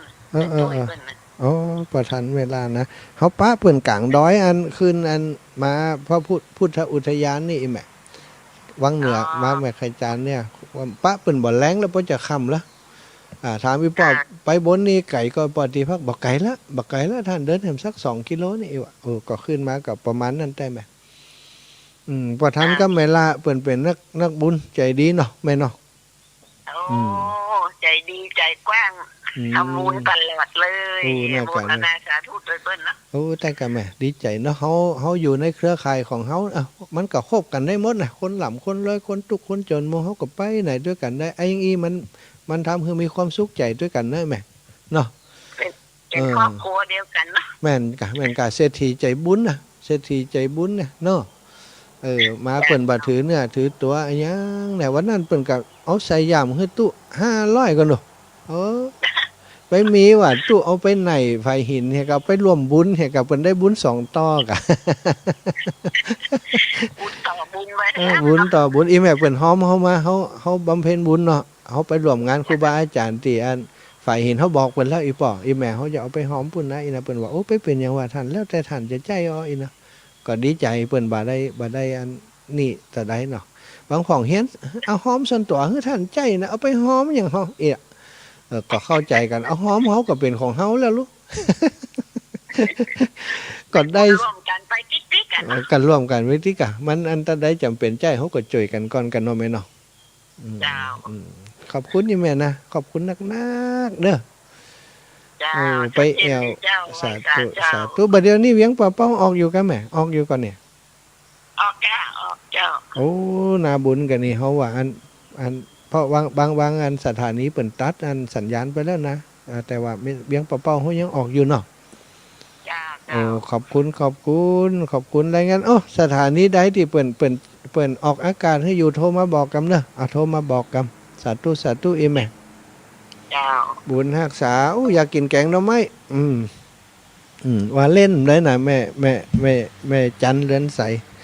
ถ้าจะเอามาก็มาเป็นหยังเอามาก็ถวายตุ้ลุงยองวุ้นนะ ผมก็จะกินตัวแบบใดเนี่ยหลวงปู่มาแล้วเนอะหลวงปู่พระครูปฏิพันธ์ธรรมทินมหาสมชาติมาถึงดอยนางแก้วหลวงปู่อยู่ไหนบัดตื่นเถอะกาลูกเจ้าได้หลายลูกขวายได้น้อยเนอะรับลูกเจ้ากินพักตั้งปลายรับลูกขวายได้กินพักตั้งเก้ารับลูกเจ้าได้หลายลูกขวายได้น้อยรับลูกขวายเนี่ยคือลูกคือหลานเป็นหนี้เป็นค่าอีกอะ ลูกเนอตื่นตู้ลุงตื่นหลวงปู่ท่านด็อกเตอร์กมลได้น้อยเนาะด็อกเตอร์กมลเนาะ มาสการท่านมหา เจ้าเจริญปอน จากดอยน้อยพัฒนาหนองหานด้วยค่ะ โอ้มาไหมเนี่ย ไม่ได้ไปจ้า โอ้จ้า นู่นจะได้ไปนู่นไปรับพระนู่นนะจ้าท่านมหา รับพระจ้าวันที่18-19 มีนาเนาะ จ้า โอ้ดีเนาะเตรียมตัวไว้จ้าอันนี้ฝ่ายหินยังออกอยู่นะคะ ไฟหินยังออกดีแล้วเมื่อกี้นึกว่าตัดสัญญาณไปแล้วเพราะว่าที่ไหนนะเมื่อโทกหัวช้างเมื่อกี้เขาโทรมาบอกไม่มีสัญญาณหรือว่าคุณพ่อไม่ได้ฟังไม่รู้โทรมาบอกว่าไม่มีสัญญาณคงจะฟังอยู่จ้าแต่บางสถานีเขาก็ตัดจ้าขอบคุณเนาะที่รายงานมาพอดีรับสายอาตมาก็ไม่แน่ใจว่าเขาตัดสัญญาณไหมจ้ะยังไม่ตัดจ้าหลวงพ่อพ่อครูวิสิตเสรีพรไม่ได้เข้าจ้ะยมด็อกเตอร์สบายดีนะยมด็อกเตอร์สบายดีนะจ้าแม่กรเนอะเนาะแม่กรกำมลใช่ไหมใช่ไม่อาตมาพิมพ์ผิดดอลอกำมลอย่างเงี้ยก็คือด็อกเตอร์ไง แม่กรกำมลเป็นด็อกเตอร์เฮวันกะเนาะแม่ ยกผลประโยชน์ให้จำเลยไปดีกะนั่นกะดีแล้วอีแม่ด็อกเตอร์นะคนปริญญาชีวิตอย่างอีก็เป็นกันหมดนั่นนะด็อกเตอร์นะกว่าใจจบมาถึงอายุมอีแม่เฮยผ่านสเปดมาเนาะ64แล้วจ้ะดูสาธุเนาะแม่เนาะจ้านมัสการจ้ะบุญรักษาขอบคุณเนอะแม่กรกำมลเขาว่าด็อกเตอร์กำมลว่ะสมัยอีแม่เตะบัจจะได้ล่อเลียนนะแต่ว่าเขาเขียนผิดนะ0746รายงานตัว0746รับสายแล้วเนอะเลยจากไหนฮะจากเชียงใหม่เจ้าจากเชียงใหม่อีแม่สงสัยจะฟังวิทยุอันเหียนละกาอีแม่เบาวิทยุและอีแม่ด้วยกันนี่เนาะอีแม่ชื่ออย่างเจ้าฮัลโหลเจ้าอีแม่ชื่ออย่างเจ้าอันนี้มหาสมภาพแม่นกว่าเจ้าตัวจริงเสียงจริงเจ้าอยู่วัดอะไรอย่างเจ้าอยู่ศูนย์ทรมุนี อยู่สุนทรมุนีลำปางแหม่เจ้าสุนทรมุนีลำปาง เจ้าได้ยินแต่เสียงหมอวัดอยู่วันไหนโอ้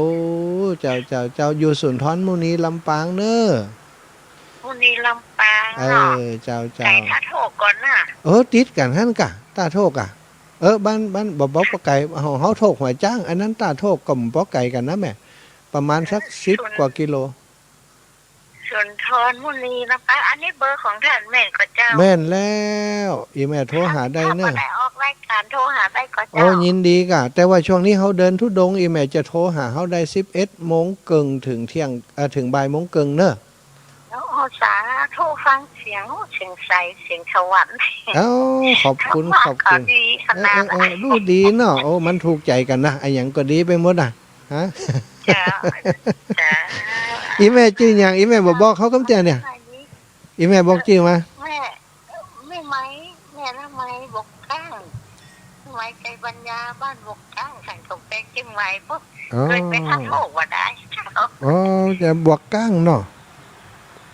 บอกก้างเชียงใหม่อันก็บอกไก่อีแม่ถ้าไปเคยไปถ้าอีแม่ไปแอววันหน้าเดี๋ยวจะบอกตังอีแม่โทรหาเฮาปันมาเดียวทั้งเป็นติดบ้านเนี่ยเป็นเท่าไปเห็นเนี่ยเป็นติดบ้านไปเห็นไม่ใช่ติดเตียงนะอายุตัวใดอายุตัวใด84โอ้84อารมณ์ดีอยู่เนี่ยติดบ้านนี่หมายความว่าเฮาอยู่บ้านเฮาไปไหนบ่ค่อยสะดวกบ่ได้เนาะแต่อยู่ใต้บ้านได้เข้ากับที่เจ้า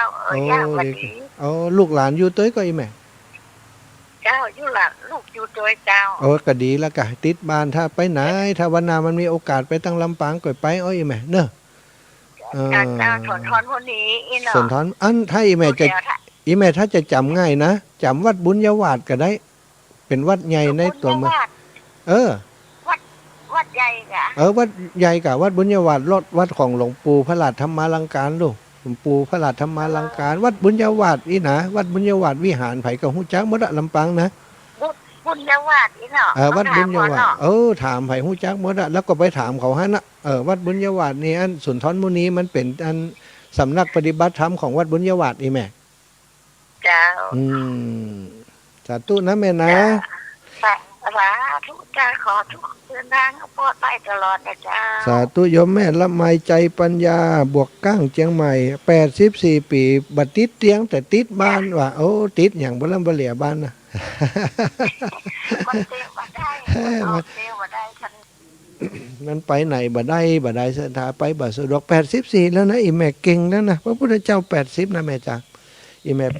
84บุญหนักบุญหนาเนอะบุญหนักบุญหนาเนาะศรัทธาพี่น้องที่ฟังอยู่ตั้งใดก็ดีเนอะที่เปิ้นยังบัดตัดสัญญาณโทรมาบอกก็ได้เนาะ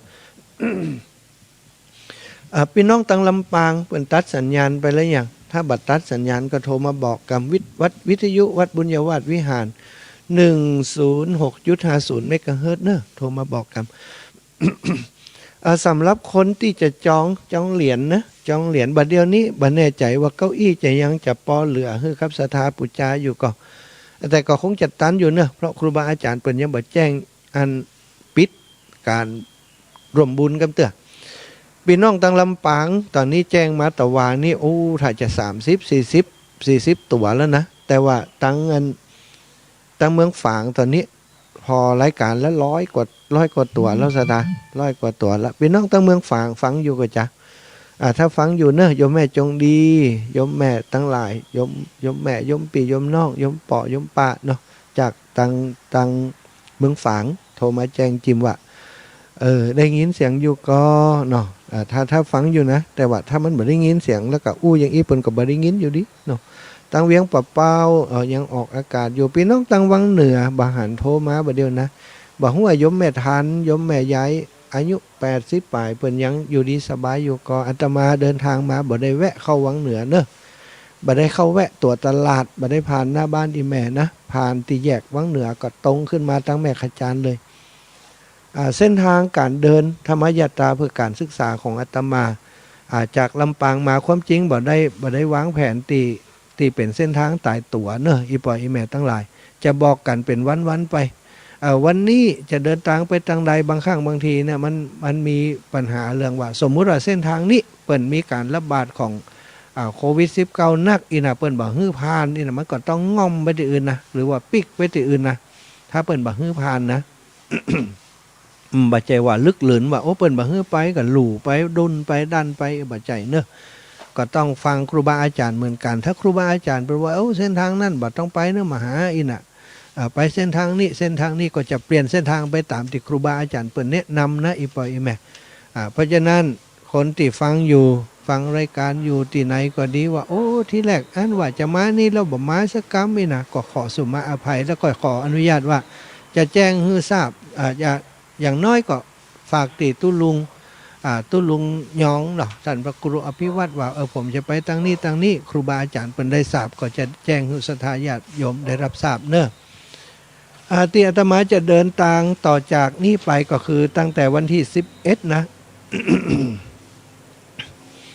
วันที่11นี้อาตมาจะออกจากดอยนางแก้วเวลาบ่ายโมงบ่ายสองซะนะบ่าย13 นาฬิกา 14 นาฬิกาจะออกได้จากดอยนางแก้วไปเอาง่ายๆว่าเก็บขอบเก็บครัวเข้าของอย่างต่างๆช่วยครูบาอาจารย์เพียวพัดเรียบร้อยแล้วก็จะออกเดินทางทางครูบาอาจารย์เพิ่นก็กลับบ้านกลับจองเอารถเอาลากันกลับหมดแล้วก็เขาก็จะเดินออกจากดอยนางแก้วไปเดินออกไปทางดอยสะเก็ดเนอะเดินออกไปทางดอยสะเก็ดนี่นะพี่น้องที่อยู่ทางดอยสะเก็ดบ้านอย่างก็ได้แต่เดี๋ยวอาตมาผ่านตังหลวงนี่ไปเนี่ยผ่านตังหลวงนี่ไปนี่ก็แจ้งบอกมาปะกันเนอะปะปั่นอาตมาบอกเข้าไปในหมู่บ้านนะเพราะว่ามันจะไกลนะถ้าอาตมาเดินเข้าไปในหมู่บ้านก็ปิกย้อนเข้ามาแหมกะเนาะเพราะฉะนั้นไผก็ตามมาต้องนิมนต์นะ นิมนต์ไปเทพเสด็จกำนายนะปะท้องอินฐานเนี่ยเขาไปหาบ่ได้นะมันจะเดินกลับไปกลับมาเนี่ยต้องการเดินไปตั้งหน้าอย่างเดียวเดินหน้าบ่ถอยนะโอ้ถ้าเดินไปถึงให้เราปีกย้อนมาแหมมันเสี่ยงเวลาไปหรอกสถาเสี่ยงเวลาระยะทางมันเดินต่างกับรถนี่บ่เหมือนกันนะรถนี่ถ้าหล่ำต่างไป10 กิโลนี่มันบ่ไกลเนอะถ้าคนหล่ำต่างไป10 กิโลนี่วันค่ำนะเดิน ฉะนั้นอาตมาจะเดินหน้าไปอย่างเดียวถ้าเดินไปทางนี้โอ้หล่ำต่างแล้วก็บ่หล่ำกันแล้วไปหล่ำกันตรงไปอย่างเดียวนะก็ไปอ้อมไปทางอื่นเอาอีกนะบัดเดี๋ยวนี้จากดอยนางแก้วนี่ไปทางดอยสะเก็ดจะไปทางแม่ลิ้มแม่แตงไปเจียงดาวไปใช้ประการฝางเนี่ย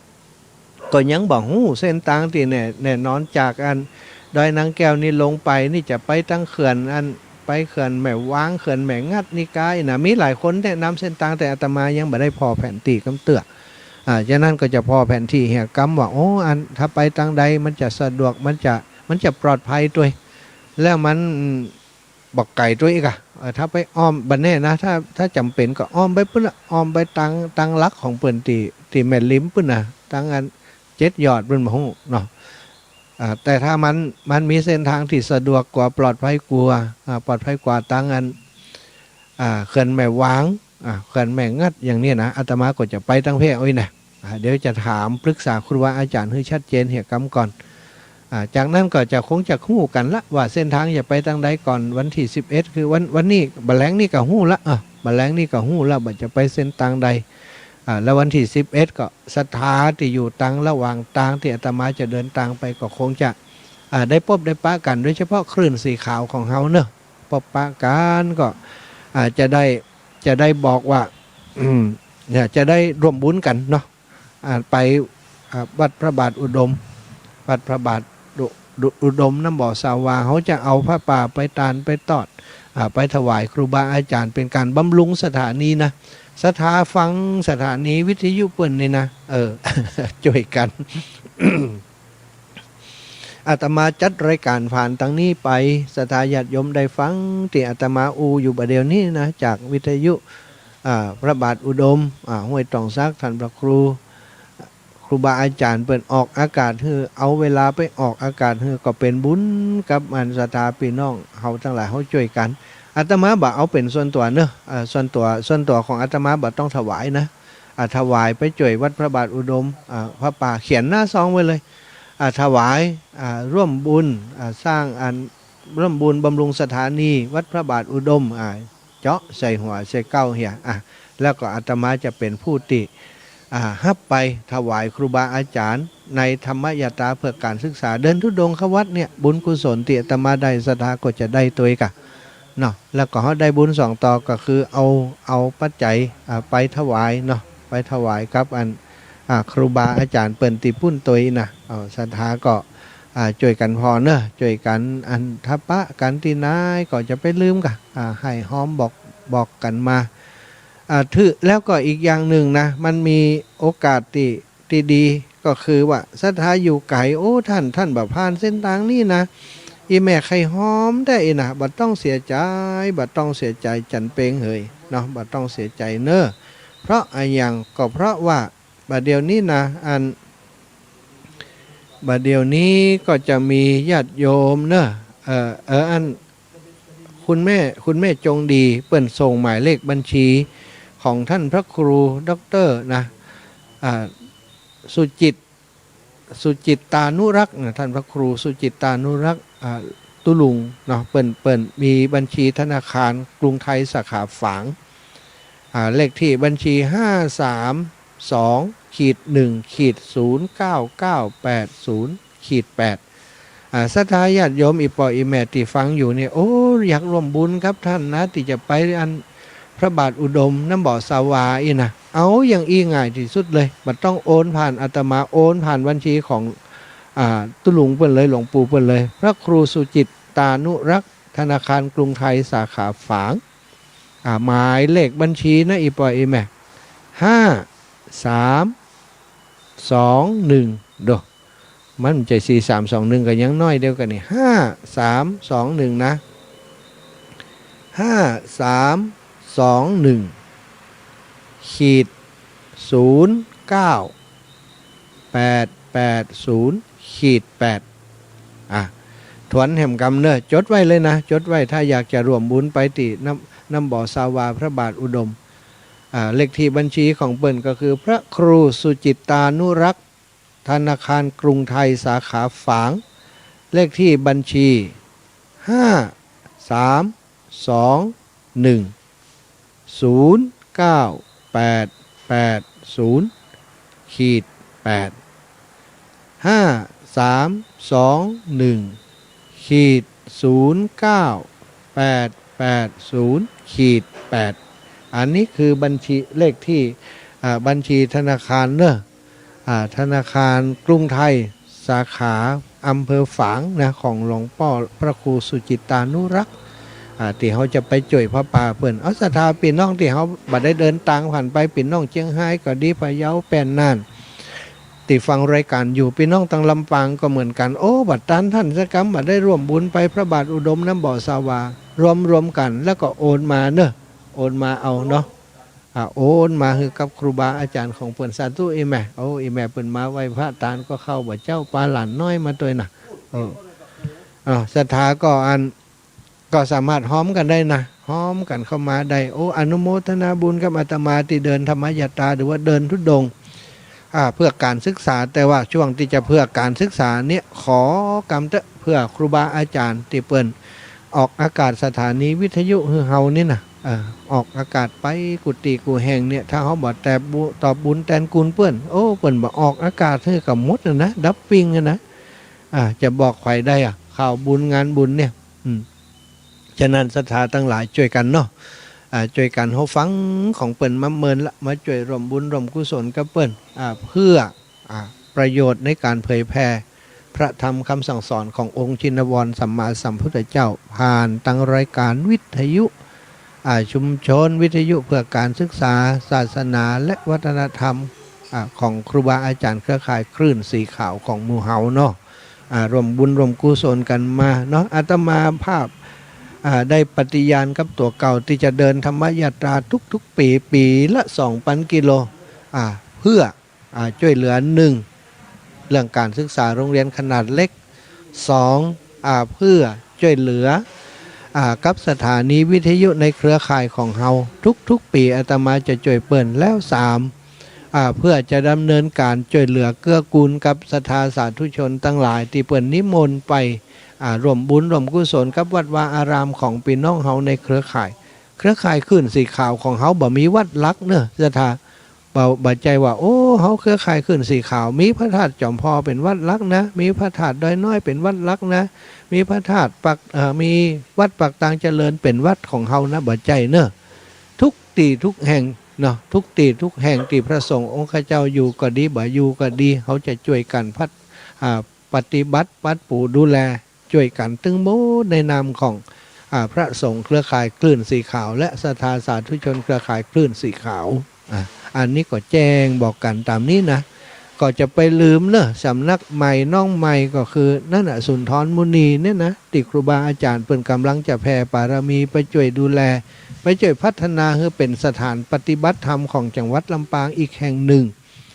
เพื่อจะเป็นศูนย์ล้มจิตล้มใจของพี่น้องคลื่นสีขาวตั้งลำปางนะเปิ่นจะได้มาแวะมาแอวมาหากันเนาะ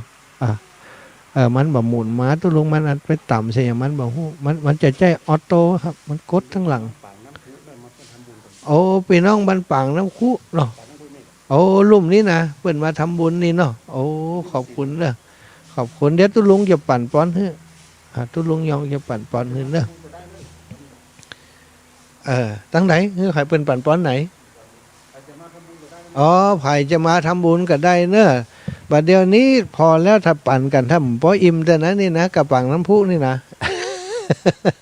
มัน4-5 ตนกันเนอะเน้นน้อยแหมตนนะซ้ำตุลุงยองเปิ่นกำเข้ากำใหญ่นะสตาพระใจมาเนอะมาตานเข้าบาทตอนเจ้านี่เนอะตุลุงเปิ่นจิให้บอกว่าโอ้บัดเดี๋ยวนี้สถาบันปากน้ำพุเปิ่นมาเนอะสถาพี่น้องตั้งเวียงป่าเป้าตะคืนมาบัดได้แจ้งให้กันทราบว่าอันเปิ้นจะมีพระสงฆ์เนาะมาพักจำวัดอยู่ที่นี่นะก็วันนี้เปิ้นมาตานละก็คงจะทราบข่าวจากครูบาอาจารย์ที่เป็นมาช่วยงานแต่ว่าโอ้ถ้าจะปออยู่ตุลุง3 คนเนอะพี่น้องปางน้ำทุนะปางน้ำทุเปิ้นมาทำบุญร่วมบุญกับอัน ครูบาอาจารย์ที่อยู่ที่นี่เนอะสถาบันเดี๋ยวนี้เป็นถ่ายทอดสดนะถ่ายทอดสดทาง Facebook ไลฟ์ของอาตมาตัวแล้วก็เป็นการถ่ายทอดออกอากาศทางสถานีวิทยุในเครือข่ายคลื่นสีขาวของเฮาหลายคลื่นหลายเครือข่ายเนอะ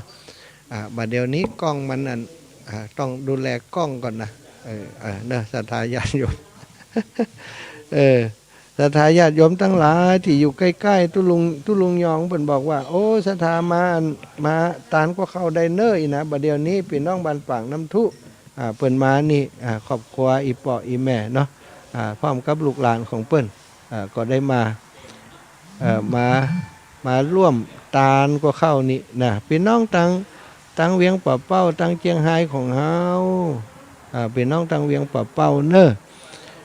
ถ้ามาตันก็มานะถ้ามาบัดตันก็บ่เป็นหยังเด้อตั้งหมู่เฮาเจ้าข้าก็บ่ได้ว่าอีหยังมีแต่ฮื้อกับฉันเท่าอันเนาะวันนี้มีแต่ฮื้อกับฉันเท่าอันแต่สิ่งสำคัญก็เป็นลืมเมี่ยงกันแล้วกันนะไผขึ้นมานี่นะตุลุงเปิ้นเป็นยาเนาะยาขนาดเอกของเปิ้นนะเมี่ยงเนี่ยเป็นของโบราณนะสถาเปิ้นวิจัยออกมาแล้วเนอะมันไปกระตุ้นทำให้หัวใจทำงานปกติว่ะคนสมัยก่อนแบบเป็นโรคหัวใจนะเพราะเปิ้นเป็นกลิ่นใบเมี่ยงมักนี่นะศรัทธาทั้งหลายเพราะฉะนั้นศรัทธาเนอะศรัทธาที่จะอยากจะร่วมกันเนาะอยากจะร่วมกันนะมาตานกว่าเข้ากามาอย่างที่ดอยนางแก้วตอนนี้เนอะก็เรียนเชิญเจริญพรนะมาได้มาได้เลยครูบาอาจารย์ท่านพระครูอภิวัตรอยู่นี่อาตมาภาพแล้วก็ทีมถ่ายทอดจากตังสถานีวิทยุวัดฝายหินก็อยู่กันที่นี่เนอะสถาทั้งหลายใครจะมาแอวมาแหวงกันก็มาแอวหากันเนอะมาแอวหากันมาให้กำลังใจกันมาช่วยกันห้างกันดานนะวันนี้จะห้างดาเครื่องคว้าอย่างต่างๆเนาะจัดสถานที่เพื่อจะประกอบพิธีวันพรุ่งนี้จะเจริญพระพุทธมนต์นะคือกับญาติโยมตัวแล้วก็แผ่บุญคือกับสรรพสัตว์ทั้งหลายสัตว์สิ่งหิ่งห้อยสัตว์น้อยสัตว์ใหญ่แล้วก็เทวดาเทวบุตรเทวดาที่เป็นปกปักรักษายังดอยนางแก้วม่อนพระศรี2 เมืองที่นี่มีศรัทธาญาติโยมเป็นเจ้าภาพอันเจ้าฟ้าปันลมนะศรัทธา เป็นสตังค์อยู่เป็นแสนเนอะจะบอกคือ150,000นะฉะนั้นก็โอ้เพิ่นถึง150,000ก่อนเขาก็จำเป็นจะต้องช่วยกันนะช่วยกันในเรื่องของการทำให้มันเกิดปิติปราโมทย์ขึ้นมาในจิตในใจเฮามาละรวมหายหอมได้เปิ้นตัวเนาะหายหอมได้เปิ้นว่าโอ้เจ้าเป็นเจ้าภาพตัวเด้อเจ้าฟ้าใบละกาอะไรอย่างต่างๆเจ้าขออนุญาตเป็นเจ้าภาพโดยมาหายมาหอมคนละ10ละ20คนละ100 200ก็ว่ากันไปเนอะแต่ว่าก็มีเจ้าภาพรักเปิ้นเป็นเจ้าภาพไปละเขาก็เป็นเจ้าภาพสมทบนะเปิ้นว่าภาคสมทบนี่นะเป็นเจ้าภาพสมทบนี่จะได้บุญต่อเปิ้นนะสถาแปลกเนอะการทำบุญในพระพุทธศาสนานี่นะจะหอมน้อยหอมนักต่อใดก็จางบ่ได้หอมอนุโมทนาก็ยังได้บุญนะเปิ้นว่ามันอยู่ที่จิตที่ใจจิตใจสำคัญจิตใจเป็นประธานจิตใจเป็นเอกจิตใจเป็นหนึ่งถ้าจิตใจเฮาดีเนี่ยหันเป็นทำคุณงามความดีถึงเฮาจะบ่มีโอกาสได้ทำก็แค่อนุโมทนานะอนุโมทนาแต่อนุโมทนานี่มันบ่ใจเป็นสิ่งที่ทำได้ง่ายเนอะสถานเนอะไผว่าง่ายนะฟังดีๆเนอะถ้าเปิ้นทำคุณงามความดีถ้าเฮาไปหันเปิ้นทำนี่นะ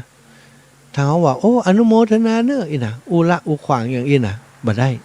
แต่ถ้าเขาหันเปิ้นโอ้ทำคุณงามความดีจิตใจเขาเกิดปิติประโมทชื่นชมหันเปิ้นเนี่ยเปิ้นสร้างอะไรอย่างปิติประโมทยินดีแล้วก็เปล่งวาจาออกไปโดยความเข้าใจว่าอยากจะได้บุญอย่างเปิ้นนั้นอยากจะมีโอกาสทำบุญอย่างเปิ้นนั้นก็เปล่งวาจาออกไปโอ้ข้าพเจ้าขออนุโมทนาบุญของท่านเนอะท่านผู้ที่ได้กระทำบุญขอให้ท่านได้ไปสู่สวรรค์ใจไปอยู่จันฟ้าขอให้ท่านได้มีปุญญาบารมีขอให้ท่านได้สร้างบุญต่อไปยิ่งขึ้นไปเนอะขอให้การได้เผยแผ่พระพุทธศาสนาของพระสงฆ์องค์สังฆเจ้าจนไปสู่สรรพสัตว์ทั้งหลายน้อยใหญ่เนอะถ้าเขาตั้งใจแผ่บุญไปอย่างอีมันจะได้บุญนะอีปล่อยอีแม่ศรัทธาทั้งหลายแต่ถ้าเขาใจกำอูบัดดายนี่นะโอ้อนุโมทนาบุญเนอะแต่ใจมันแบบไปนั่นแบบมีความหมายแบบต้องปากโดยซ้ำไปอาตมาบอกบัดถ้าปากถ้าใจเขาบอกไปบัดถ้าปากมันถ้าปากแล้วหมายความว่าใจต้องไปถ้าใจต้องไปบางคนเอาใจไปแล้วปากถึงแบบปากมันก็ได้บุญนะเนี่ยคำว่าอนุโมทนาเนี่ยคือสิ่งสำคัญเนาะเปิ่นเนี่ยยังที่ดอยนางแก้วอีปออีแม่ฟังรายการอยู่ที่บ้านนะบ่หันนะบ่ได้หันก็เปิ่นนะแต่ว่าได้ฟังจากเปิ่นแล้วก็ดีใจเน้อท่านอีวะดีใจอนุโมทนาบุญได้ท่านได้ออกรายการไปอีแม่ฟังแล้วก็ดีใจวันนี้ขันไผ่ไข่ไทยรูปกับท่านพระครูมาเจ้าเนอะ มีข้อแม่ว่าต้องเอากับเข้ามาด้วยนะมาบัดได้มาขอไทยรูปบ่ฮื้อไทยเนอะหลังจากครูบาอาจารย์เปิ่นมีภารกิจศรัทธาคนมาหนักมาหลายเนี่ยเขาจะมาถ่ายรูปถ่ายเลิบด้วยเปิ่นนี่มันบัดสะดวกนะบางของก็น้อยใจเหมือนกันเนอะจะขอถ่ายรูปกับครูบาอาจารย์เป็นว่าบัดตักบัดยิ้มบัดแย้มเฮ้อเลยอีวะไปกึดจะนั่นนะดันพระครูก็ดีตู้ลุงยองก็ดีเนี่ยตั้งแต่เปิ่นอยู่ในงานในการเปิ่นจัดนั่นจัดนี่เนี่ยมันก็ยังว่านะเนาะเป็นแม่งานนะจะมาหลู่พ่องก็จะมาหลู่ถ่ายรูปพ่องก็จะมาหลู่โดยมันบัดได้นะแต่อย่างวันนี้นี่โอกาสดีเนอะเป็นน้องบ้านปางน้ำทุเป็นน้องวังเวียงปอบเป้าแม่ขจานเขาที่ใกล้ๆนี่นะตีรถมาปึ้งเดียวกับตีรถมาปึ้งเดียวกับมาดอยนางแก้วนี่นะบ่าเจ้านี่ก็มาถวายจังหันถวายอาหารเจ้าก็ได้ตอนบ่ายตอนเพลน่ะจากนี้ไปถึงเพลนี่ก็มีพระสงฆ์องค์สังฆเจ้าเพิ่งก็ขึ้นมาอีกหลายรูปนะหลวงปู่กับม้าเนี่ยหลวงปู่พระครูปฏิพันธ์ธรรมทินครูบาศรีหมื่นท่านปลัดศรีหมื่นนี่นะแล้วก็ครูบาอาจารย์ท่านอาจารย์เสาแก้วเนี่ยตุปิดตุเอาตุลุงตุยังต่างๆจะขึ้นมากันแห่งหลายรูปหลายองค์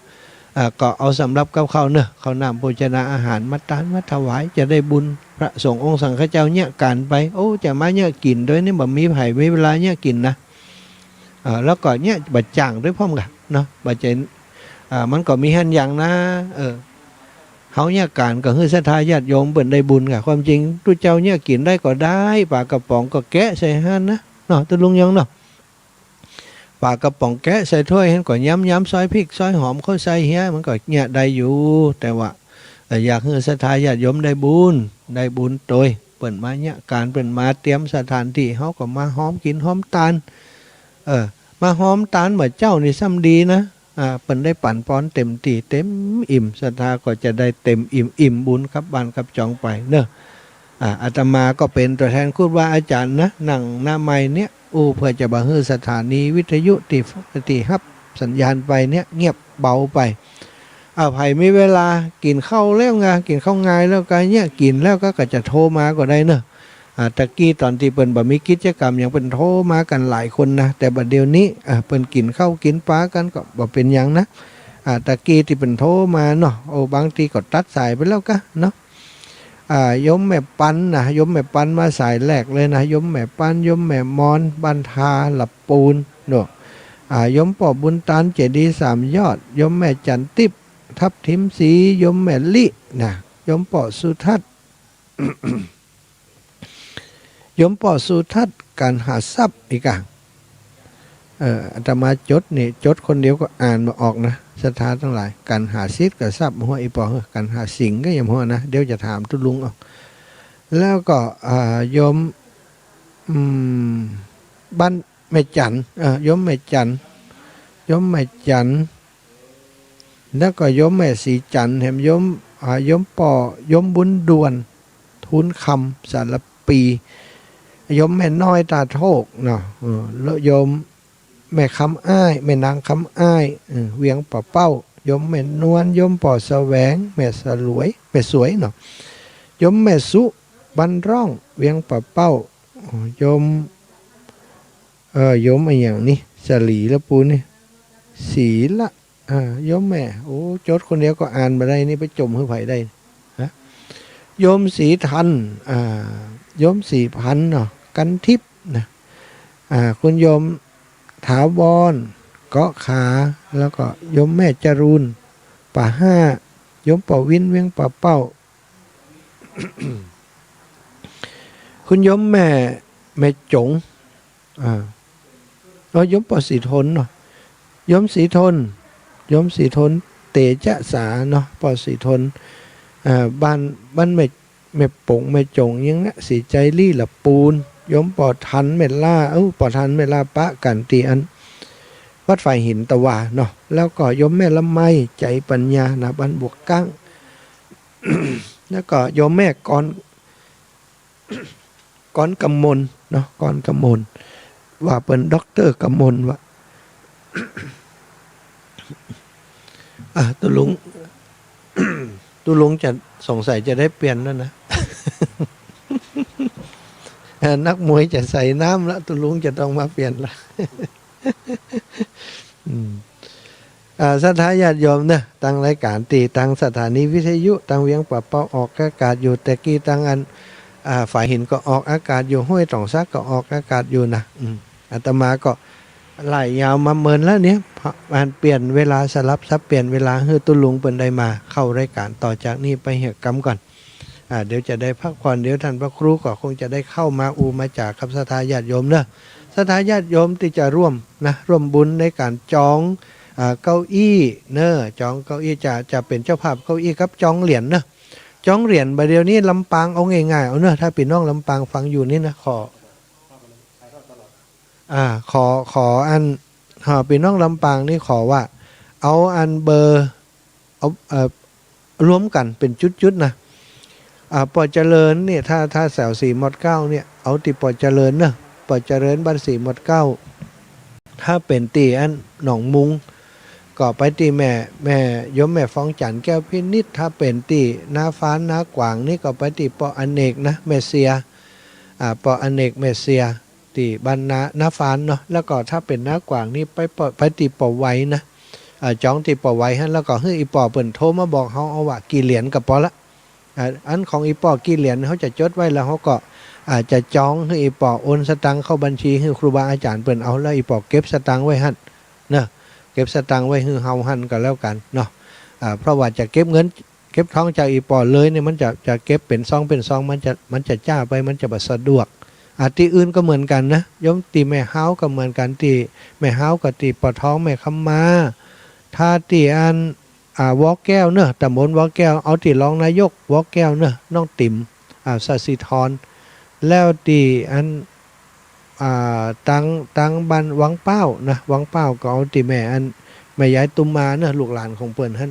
ก็รวมๆกันที่หั่นก็เอาที่อื่นก็เหมือนกันอาตมาฝากว่าไผก็ตามเป็นสะพานบุญที่ฟังนี่นะที่ลำปางนะ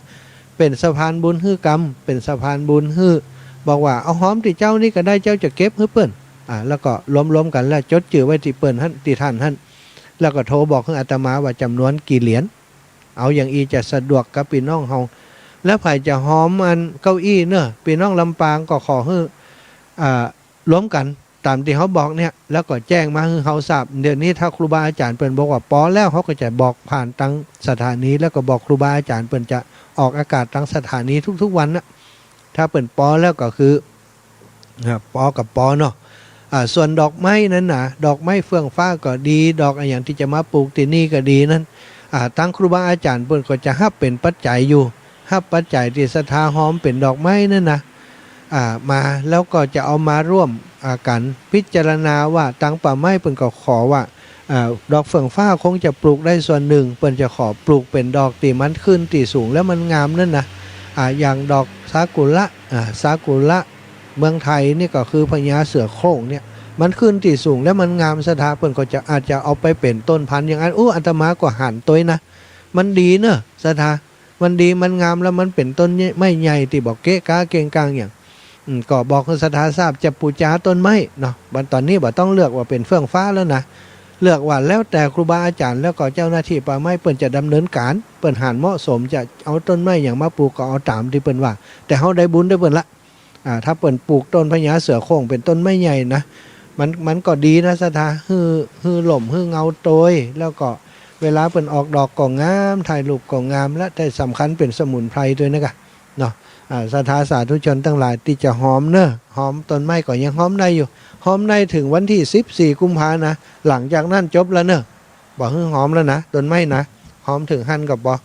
แล้วก็เก้าอี้ตอนนี้ก็ฟังจากหมดแรงนี่ ถ้าหลวงปู่เปิ่นเช็คยอดเรียบร้อยแล้วมันปอ300แล้วเปิ่นก็ปอแล้วนะเกินนั่นไปก็บ่เอาละคือถ้ามันเกิดนั่นไปที่เก็บก็ดีอย่างกรณีศรัทธามันจะเป็นภาระเนอะมันจะเป็นภาระกับศรัทธาญาติโยมเนาะ มันจะเป็นภาระอย่างต่างๆเขาก็เอาแต่พอดีอย่างก็ตามเถอะศรัทธาพี่น้องถ้ามันเกินพอดีบอกว่า300เอาเหี่ยปันหนึ่งเอาจะมาเก็บไว้ที่ไหนเอาหมอกพอดีแล้วก็ปัจจัยที่เหลือเนี่ยแทนที่เขาจะเอามาซื้อเก้าอี้มดก็เอามาเป็นกองทุนพัฒนากองทุนพัฒนาหม่อนพระศรีสองเมืองนี่เอาใส่บัญชีให้กับครูบาอาจารย์เพราะว่าวันหน้าวันต่างมาเนี่ยนะกิ่งไม้ก็ดีอย่างก็ดีนะกะสภาพแวดล้อมธรรมชาติอย่างต่างๆเขาอยู่ปื้นเบิ่นนี่นะก็อาจจะมีอย่างชำรุดทรุดโทรมไปจะเอามาพัฒนาจัดกิจกรรมอย่างที่นี่เข้ากำก้าปริวาสก้าเพิ่นก็จะใจปัจจัยนะตีอันเขาได้หายได้หอมกันมาเนี่ยถ้าเกิดมันเหลือถ้ามันเหลือก็เข้ากองทุนไว้แต่ถ้ามันบัดเหลือก็บ่เป็นยังก็ใจไปหาไปนี่ไปหาไปสร้างบุญสร้างกุศลกันต่อยอดต่อบุญกันไปติ๊กๆต่างหน้าครูบาอาจารย์เปิ้นบัดละบ่ขวางเนอะศรัทธาหลวงปู่อันพระครูปฏิพันธ์ธรรมทินกับลูกหลานครูบาอาจารย์ตีตังเวียงปะเป้าเนี่ยเปิ้นขึ้นเที่ยวเตี้ยวลงอยู่ตลอดนะตีดอยหม่อนพระศรีสองเมืองที่นี่เนอะเปิ้นมาดูแลพอกอยอยู่ตลอดหลวงปู่เปิ้นจิตใจกับกายดูแลศรัทธาตะวาวันซืนเนาะอาตมาเดินธุดงค์มาถึงนี่เนี่ยก็ปะหลวงปู่อยู่ที่นี่พอดีจับเบะนะก้อนอันก็บ่ได้ฉันอย่างนะเพราะบิณฑบาตบ่ได้เลยนะวันนั้น บิณฑบาตได้ขนมอยู่2 ซองคิดว่าวันนี้ได้ขนมมัน2 ซองก็ถ้าจะเปาะละอีเนาะหลวงปู่มาเพราะไปหลวงปู่ฉันอยู่พอดีมาว่ะก็นำอดน้ำพริกก็เปิ่นเหียได้อิ่มไปดอกวันนั้นนะวันที่8กันเนาะวันที่8เตี่ยอาตมาวันนี้หลวงปู่เพิ่นก็ขึ้นมาแต่ว่าก็ขึ้นมานะวันนี้ก็เดี๋ยวก็ขึ้นมาแล้วกันนี่อันเนี้ยศรัทธาญาติโยมเนาะเฮาหายหอมกับครูบาอาจารย์ที่เปิ่นทำงานจริงเนี่ยมันได้บุญจริงเนาะมันได้ความสุขใจเนาะแล้วก็หอมเปิ่นแล้วเปิ่นก็ประกาศอนุโมทนาแห่มนะศรัทธาทั้งหลายที่เปิ่นฟังอยู่เปิ่นก็อนุโมทนาร่วมมาแห่มมันเป็นการทำบุญติดต่อบุญกันไปติ๊กๆมันมีความสุขในการทำแล้วก็ทำแล้วก็มีความสุขไปตั้งนากึดก่อยกึดเติงหาบุญที่เคยทำที่ดอยนางแก้วเขาก็มีความสุขอีปอยแม่ผ่านไปผ่านมาแวะดอยนางแก้วนี่กันนี่ที่เฮาหอมทันแล้ว โอ้เจดีย์นี่เขาก็ได้แปลงได้เปิ้นแล้วนี่เขาก็ได้ขนทรายขนหินแล้วนี่เขาก็ได้หอมสตังก่อนแล้วนี่อู้ต้นไม้ที่ดอยนางแก้วนี่นะหม่อนสีสองเมืองนี่งามแต่งามว่าพญาเสือโคร่งก็ไอ้อย่างก็ดอกเฟื่องฟ้านะอันนี้ก็ตั้งเฮานะกันนี่อ่ะเฮาได้หอมหรอกเนาะมันก็จะมีความสุขใจนะอีปออีแม่การทำบุญเนี่ยเปิ้นบอกว่าถ้าทำแล้วระดับปิ้งเนี่ยบอกฮู้ว่าสิ่งที่เฮาทำไปแล้วเนี่ยเปิ้นเอาไปเนี่ยอย่างพ่องเกิดประโยชน์เกิดผลจะได้พ่องเนี่ยมันก็เป็นจะได้ถามว่าได้บุญก็ได้บุญนี่นะแต่ว่าเวลากึดถึงนี่มันกึดว่าออกนะแต่ถ้าเขาทำบุญไปแล้วครูบาอาจารย์เปิ่นเหล่าผู้ฟังเปิ่นบอกผู้ฟังว่าเปิ่นเอาไปเนี่ยจะอันใจอีตอนนี้สิ่งที่เฮาหอมไปเป็นจะได้พ่องมันก็จะเกิดการเวลานึกขึ้นมาแล้วมันมีความสุขเนาะมันมีความสุขมันมีความสบายใจ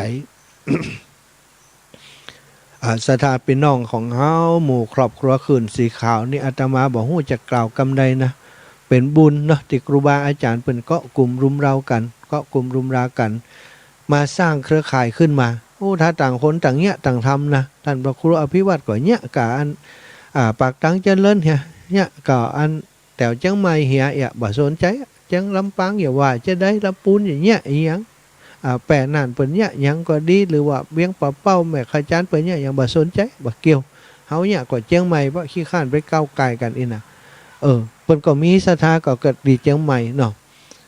แต่ที่นี่ครูบาอาจารย์เปิ้นมีวิสัยทัศน์นะเปิ้นรวมกลุ่มกันอู้จาหารือกันปรึกษาหารือกันทำกันเป็นเครือข่ายบัดเดียวนี้สถานการณ์กล้าการขายเปิ้นยังใจเครือข่ายนะเครือข่ายนี่สำคัญเนอะบางครั้งเขาบ่ได้ผลิตสินค้าแต่ว่าพี่น้องในเครือข่ายเปิ้นมีสินค้าก็เอามาช่วยกันขายช่วยกันจำหน่ายเอามารวมกลุ่มเป็นก้อนบางครั้งเขามีสินค้าสักหน่อยแต่เขาใจเครือข่ายที่เขาไม่อยู่เนี่ยไปขายไปเนี่ยอย่างมันก็เป็นเงินเป็นทองเป็นกำไรเข้ามาในครอบครัวได้การทำบุญก็เช่นเดียวกันเขาทำกันเป็นเครือข่ายนี่มันดีอยู่ที่ว่ามันแบ่งปันกันครูบาอาจารย์จัดในการที่เวียงป่าเป้าถ้าบ่รวมเครือข่ายด้วยกันเนี่ยมันก็ได้งินกับเวียงป่าเป้านะแต่บัดเดียวนี้เป็นเครือข่ายกันปุ๊บเวลาติดตุลุงยองออกอากาศติดเชียงใหม่เพิ่นเนี่ยสดมาเวียงป่าเป้าเวลาติดหลวงปู่ด้อยออกอากาศติเวียงป่าเป้าสดไปเชียงใหม่เชียงให้เป็นน่านพะเยาลำปางมันเป็นเครือข่ายขยายไปมันเกิดบุญเกิดกุศลกับศรัทธาสาธุชนได้ฟังครูบาอาจารย์หลากหลายท่านสามเณรหลักกับคาถาอาคมดีมีเรื่องเล่าม่วนท่านพระครูอภิวัตรก็ธรรมะลึกซึ้งตุหลวงปู่ด้อยนี่ก็เป็นธรรมะติเตือนสติศรัทธาญาติโยมสาธุชนตุลุงยองก็กับอาตมานี่ก็สองคนพี่น้องนี่ก็เจ้าบ้านระดับแห่งระดับหนึ่งกันไปม่วนกันไปหนัวกันไป จะมาเอาธรรมะลึกซึ้งกับอาตมากับตุลุงนี่บางเทื่อก็หายากอยู่เหมือนกันนะ พี่น้องขุนเหลากำลังมาตุลุงรายงานข่าวมาแล้วนะตุลุงนี่เป็นผู้สื่อข่าวเนื้อสันทาท่านเดินธรรมะจากการนี่มาเดินมาตั้งเวียงป่าเป้าของกระเจ้าอีแม่วันนี้เขาว่าจะไปเยี่ยมมันพี่น้องตั้งเวียงป่าเป้าแต่ว่าจะไปรถเนื้อบ่ได้เดินนะอีแม่อยู่บ้านตัดได้หันแม่อยู่ทางไหนจะอยู่บ้านปลาเมือดเจ้าปลาเมือดนี่เขาจะไปแอวได้กะอีแม่เดี๋ยวเขาจะโทรหาเบอร์เนี่ยหน่อยอีแม่ชื่อหยังแม่ถ้าอยู่บ้านเขาเนี่ยจื่ออันแม่น้องเจ้าแต่ว่าถ้าได้จื่อในโทรศัพท์จื่อฐานยิดายินใจเอาแม่น้อยน่ะแม่น้อยบ้านอย่างก็ว่าไหมอยู่ปลาเมือดเจ้าแม่น้อยปลาเมือดเนาะเดี๋ยวเขาจะจดไว้กันเขาจดไว้กันได้ไหมเนี่ยขอปากกาก่อนได้ไหมปากกาเขาตกนี่แม่น้อยปลาเมียดเดี๋ยวเขาจะไปตะกี้อีแม่เป็นอายุ80 ปีเป็นไข่หันหน้าเขาว่าแม่เขาก็เลยว่าอีแม่เดี๋ยวจะไปหาอีไหนเขาจะไปหาอีกป้ากับเราเสียเวียงขอเป้าเหมือนอย่างก็ปริวาสอีแม่เข้ากำเจ้าแม่เจ้าเขาป้ากันแล้วเตือนเนาะแม่น้อยปลาเมียดเขาป้ากันแล้วเตี่ยดีกะมีบุญป้ากันแล้วเตี่ยแล้วลูกเขาก็มีบุญแม่น้อยปลาเมียดนะแม่น้อยเขาจะไปหาเอาเนาะแม่เนาะถ้าท่านเป็นมันเป็นถ้าเป็นว่าถ้าเข้ามานี่มันจะไหนน้อยถ้าท่านมาถึงกับแม่ขจารโทรหาเจ้าได้ก็เจ้าจะออกไปหากินณวัดปางงิ้วณวัดปางงิ้วล่ะได้เอาเดี๋ยวเขานัดกันที่วัดปางงิ้วเนาะพี่น้องทั้งปุ่นเนอะนัดกันที่วัดปางงิ้วเนอะแต่ว่าเดี๋ยวเขาจะบอกเวลาแห่งกำนะไอ้แม่นะบัดเดี๋ยวนี้เดี๋ยวเขาได้ติดต่อกับปกกำนัน4 ทันกำเตือนนี่ปกกำนันจะว่างบ่ว่างมาห้นะ เอาจะให้ปอกกำนันไปส่งนะตะกี้นี่เรื่องของเรื่องคืออีแม่เปิ่นโทรมาหาแล้วว่าเปิ่นอายุ80ไปไข่หันทันด้วยนะก็ไข่หันเฮาก็ไข่หันเปิ่นนั่นน่ะก็ไปหา ตัวอีกได้เจ้า น่ะกะเอาบาทเดี๋ยวเอาบาทไปเติมหน่อยอันเนาะ เจ้า โอ้จำเป็นเอาบาทไปเติมพี่น้องจากไหนก็ตุลุงพี่น้องขุนลาวมาแหมแล้วเนอะเอาเมียงมาเลยก็อีแม่ฮะลืมเอาเมียงล่ะปิ๊กไปเอา ว่าเล่นเลยไหนแม่น่ะมาแล้วก็แล้วไปเอามาแล้วอีแม่เดี๋ยวให้โทรหาเนอะแม่น้อยเนอะ เจ้าไว้สาเจ้า ใช่จะเล่นปอนเขาจะไว้ใส่แม่ล่ะกันลำกันนี่นะคุณว่าอันไว้นี่กูแต่อันสถาว่าโอ้จะเล่นปอนอาจารย์ว่ะโอ้มันก็ไปแหมร้ายนั่นนะไปเล่นปอนโอ้ตะกี้ยมแม่จงดีอีแม่โอนสตังมาจ่วยอันนี้เนาะแม่เนาะตังไปจ่วยอันทำบุญพระป่าแม่จงดีเชื่อกันทานเนอะแม่โอนมาจ่วยอันพระป่าไหนแม่โอนเงินมาที่เฮานี่ปัน550เนี่ยสงสัยจะอันอย่างก็อันออกทุดงเหตุการณ์โอนช่าอันนี้สงสัยอันแม่จะหอมอันเนี้ยแม่วัดฝ่ายหินแหละเดี๋ยวแม่จงดีเนี่ยเดี๋ยวเขาจะถามแม่แหมกรรมถ้าหอมวัดฝ่ายหินตันอยู่แม่เดี๋ยวเขาจะเอาใส่ซองให้กับอันท่านพระอาจารย์อาจารย์ตุ้นุ่มที่เป็นอันมาถ่ายทอดสดที่นี่เนาะเป็นมาถ่ายทอดสดอันโดยนางแก้วบัดแรงเพิ่นก็ติดตั้งเครื่องแล้วก็จะอันถ่ายทอดสดเป็น Facebook ไล่อย่างเป็นตัวเนอะสถาพี่น้องตีอันถ้าฟังอยู่ตั้งบ้านนะถ้าฟังอยู่ตั้งบ้านบ่บึดก็พอตั้งอัน Facebook ก็ได้ละเพราะวัดฝ่ายหินก็จะตั้งเครื่องละแต่คืนมาถึงพอ3-4 ทุ่มแล้วนะบัดตันตั้งเครื่องแล้วก็เพิ่นก็อิดก็เหนื่อยแต่ว่าโอ้วันค่ำตุปีนุ่มนะตุปีนุ่มกับทีมงานแต่ว่าเนี่ยที่วัดฝ่ายหินมันเขาเปิ้นตั้งเครื่องถ่ายทอดสดด้วยเนาะสถาตั้งเครื่องถ่ายทอดสดด้วยก็เลยกว่าจะเก็บของแล้วกว่าจะเอาของขึ้นกว่าจะเก็บสัมภาระมาที่นี่ก็มาถึง3 ทุ่มปลาย4 ทุ่มละอาตมาก็ติดตามคณะเปิ้นแต่ว่านี่ได้ทำงานหลายหน้าที่เนอะหน้าที่สุดท้ายติดตามรถคอนไว้มัน รถถ่ายทอดสดนะรถถ่ายทอดสดมาโดยเปิ่นตะคืนว่าขนของขึ้นมาดอยนางแก้วนะแต่ว่าก็ดีที่มันมีอันอย่างก็กว้านอีนะหลอกเนี่ยกว้านจักขึ้นมานะกว้านจักขึ้นมาเป็นกว้านไฟฟ้านะสถากว้านจักขึ้นมาก็เลยได้อันสบายหน่อยนะสบายหน่อยอันก็เก็บอยู่ตั้งบนก็ค้นคว้าจ่อยเปิ่นนะเป็นนั่นเป็นละออนติดตามรถคอนไวนะรถคอนไวรถถ่ายทอดสดเปิ่นตะคืนนี่คนขวาจ่อยอันตุปินนุ่มเรียบร้อยกาเนาะ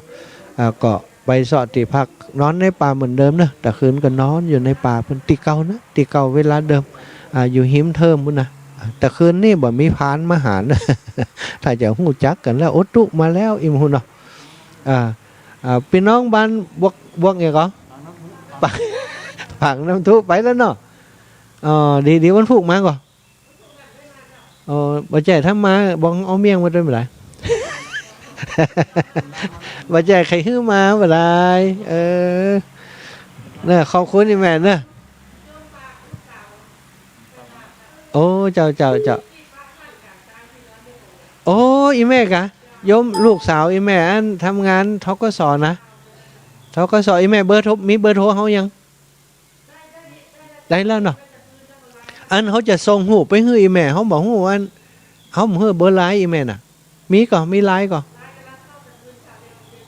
เดี๋ยวเขาจะส่งหูลูกสาวไปให้เนอะ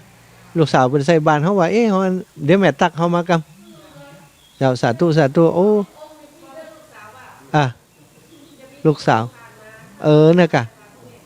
เปิ้นนั้นขับรถกายมาให้เปิ้นเอาตั้งใส่บาตรอีแม่อันโทรหาเจ้าว่าใส่บาตรให้เจ้าท่านครับเปิ้นไปทำงานแล้วก็ปิกมาบ้านเขาเนี่ยแหละ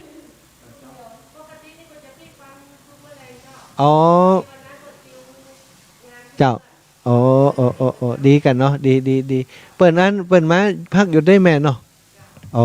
สถาเปิ้นอยู่ทกสสาขาหยังสาขาเวียงปะเป้าลูกของยมแม่หยังก็ยมแม่ชื่อหยัง อ๋อแม่ใจไพวันโอ้จดก่อนแม่ใจไพวันโยมลูกสาวเพิ่นอันอยู่อันธนาคารทกสสาขาเวียงปะเป้าเนาะเปิ่นแวะข้างตางวันนั้นนะอีแม่ฝากเจ้าอันหอมอันธรรมยตราของอาจารย์เจ้าอีนะแม่ใจเวียงปะเป้าได้จื่ออีแม่ละขอบคุณเนอะแม่เนอะบุญทักษาเนอะเจริญปอนโอ้อันโยมเปิ่นมาตานก็เข้าบ่เจ้านี่เนอะเป็นน้องจากเนี้ยใกล้ๆของเฮานี่เองศรัทธาทั้งหลายบ้านปางน้ำทุเนาะปางน้ำทุจังหลุมเนี่ยอยู่หิมเนี่ยก็ถือว่าเป็นศรัทธาลักษณ์นะของงานหม่อนสีสองเมืองที่นี้เปิ่นก็มาหอมนะมาหอมอันธรรมยตราเพื่อการศึกษาที่อาตมาเดินธรรมยตราอยู่เนี่ยลูกสาวเปิ่นหอมวันก่อนละเปิ่นเป็นเจ้าหน้าที่ธนาคารทกสสาขาเวียงปะเป้าฝ่ายสินเชื่ออีนะก็ปั่นป้อนให้เปิ่นไปแล้วนะแต่ว่าบ่มีเบอร์โทรของอีแม่บ่ได้ส่งไลน์ไปให้เปิ่นเป็นว่าไลน์เด้งแล้วอีวะศรัทธาพี่น้องเฮาเนอที่จะมาแอวที่ดอยนางแก้วตอนวันนี้จะมารวมดากันก็ดีก็มา แล้วพี่น้องที่อันอยากจะร่วมบุญธรรมยตราเพื่อการศึกษาร่วมบุญกับอันพระบาทวัดพระบาทอุดมน้ำบ่อสาวาเตอาตมาจะเดินธรรมยตราไปเพื่อจะช่วยเหลือสถานีเอาผ้าป่าไปสักกองพี่น้องต้องเวียงป่าเป้าแม่ขจานเนาะที่อยากจะให้อาตมาแวะไปหาบัดเดี๋ยวนี้เอาเวียงป่าเป้าอาตมาจะแวะไปตีวัดป่างิ้วหันตีหนึ่งเนอะน่าจะเป็นเวลาสัก10 โมงนะ10 โมงอาตมาจะไปหันกันแล้วกันตีวัดป่างิ้วเนาะตีวัดป่างิ้วเนอะจะไปหันแล้วก็ตั้งสันมาเขตตั้งไหนก็แล้วแต่ถ้าอยากจะพบปะอาตมาก็โทรเข้ามาโทรเข้ามาเดี๋ยวหลังออกรายการไปโทรมาว่าท่านแวะหาแม่ได้กออย่างนี้นะเรื่องของเรื่องเนื่องเขาจะ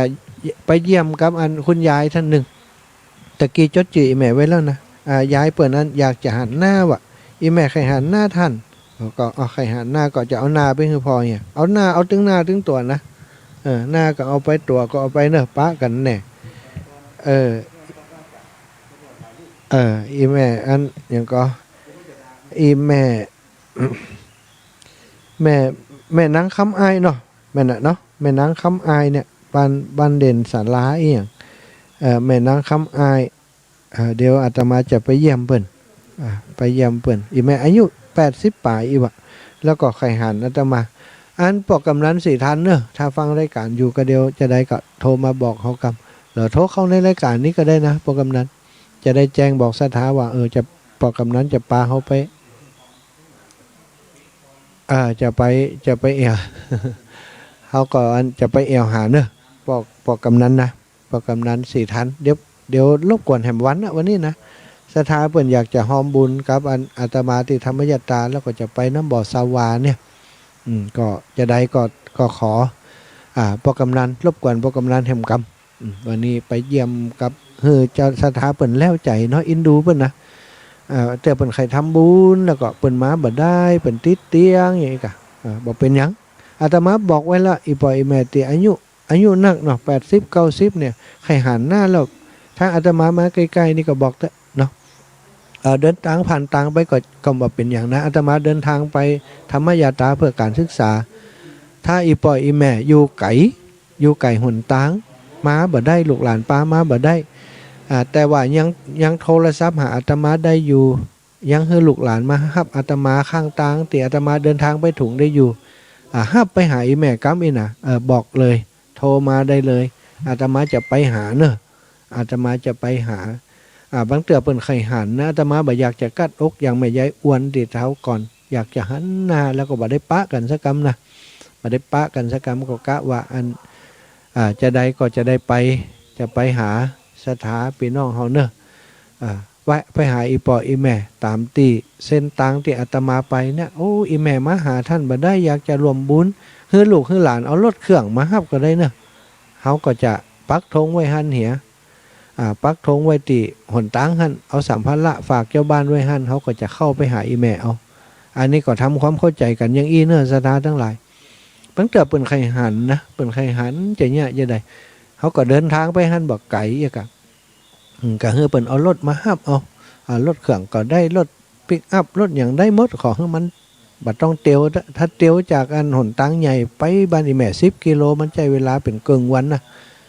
คือเขามาฮับไปแล้วเขาก็จะเดินทางไปเยี่ยมไปเยือนไปอู่ไปจ้ากับอีปออีแม่แล้วก็กลับมาที่เดิมเดินต่อไปอีกธงนี่มันบัดขึ้นรถนะธงนี่จะต้องเอาอันปักไว้ธงนี่จะต้องเอาปักไว้ตามที่เขาเดินทางไปถึงไหนกับปักธงนั้นซะนะจากนั้นก็คือจะไปธุระไหนก็ได้แต่ว่าต้องปิกมาที่เดิมกำธงไปปิกมาที่เดิมกำธงไปเดินต่อไปนะเป็นห้องว่าธรรมยาตราเพื่อการศึกษา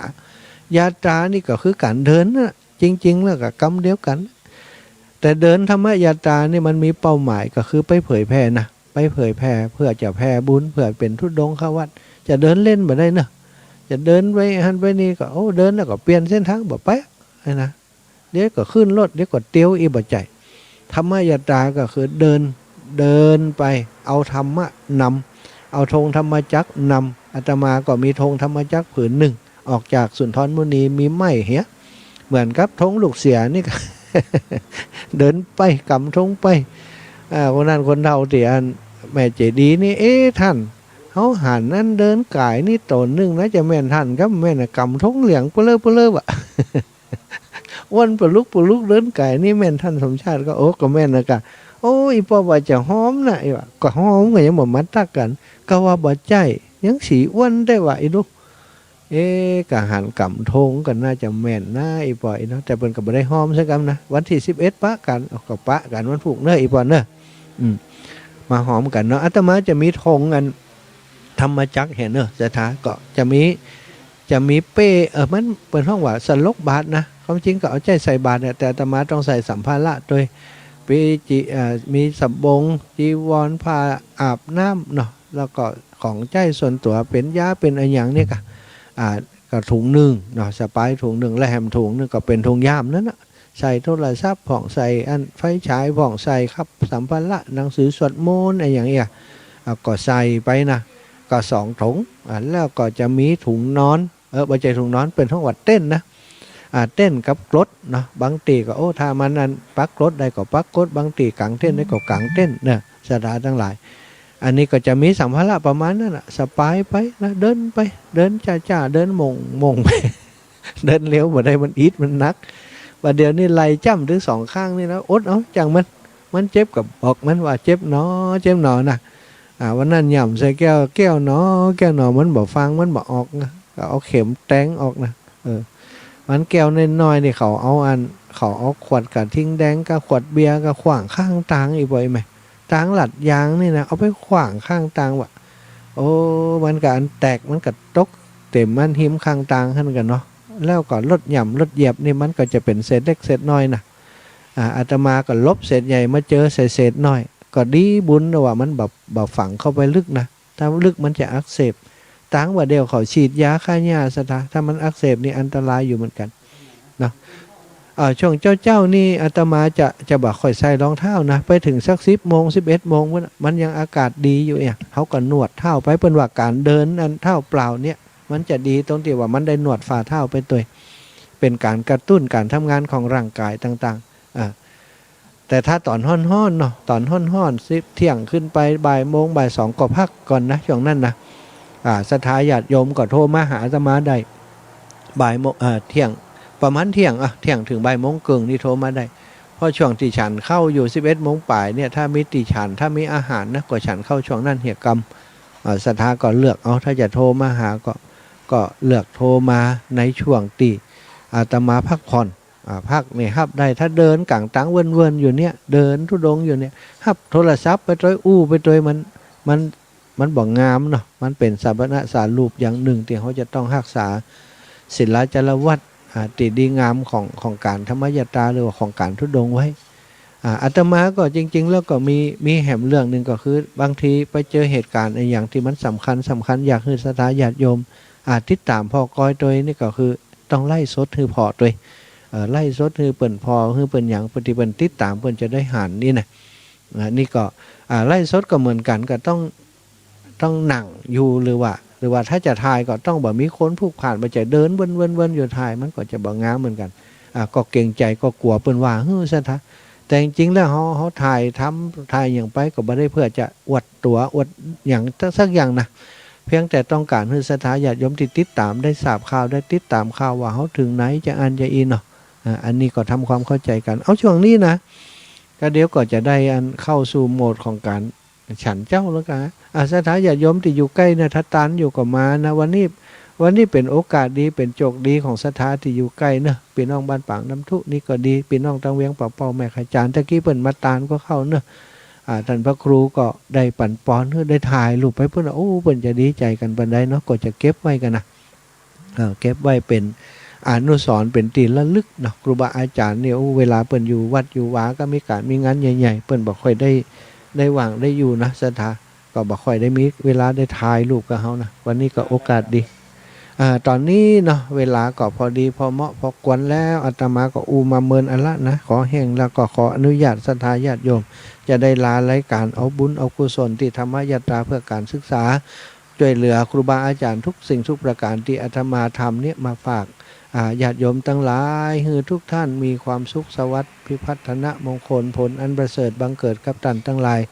เงินทองทรัพย์สินเรืองนองไหลมาเทมาสุขภาพร่างกายแข็งแรงตลอดปีตลอดไปจัตตาโรธรรมาวัฏันติอายุวันโนสุขังพลังนิพพนังปรมังสุขัง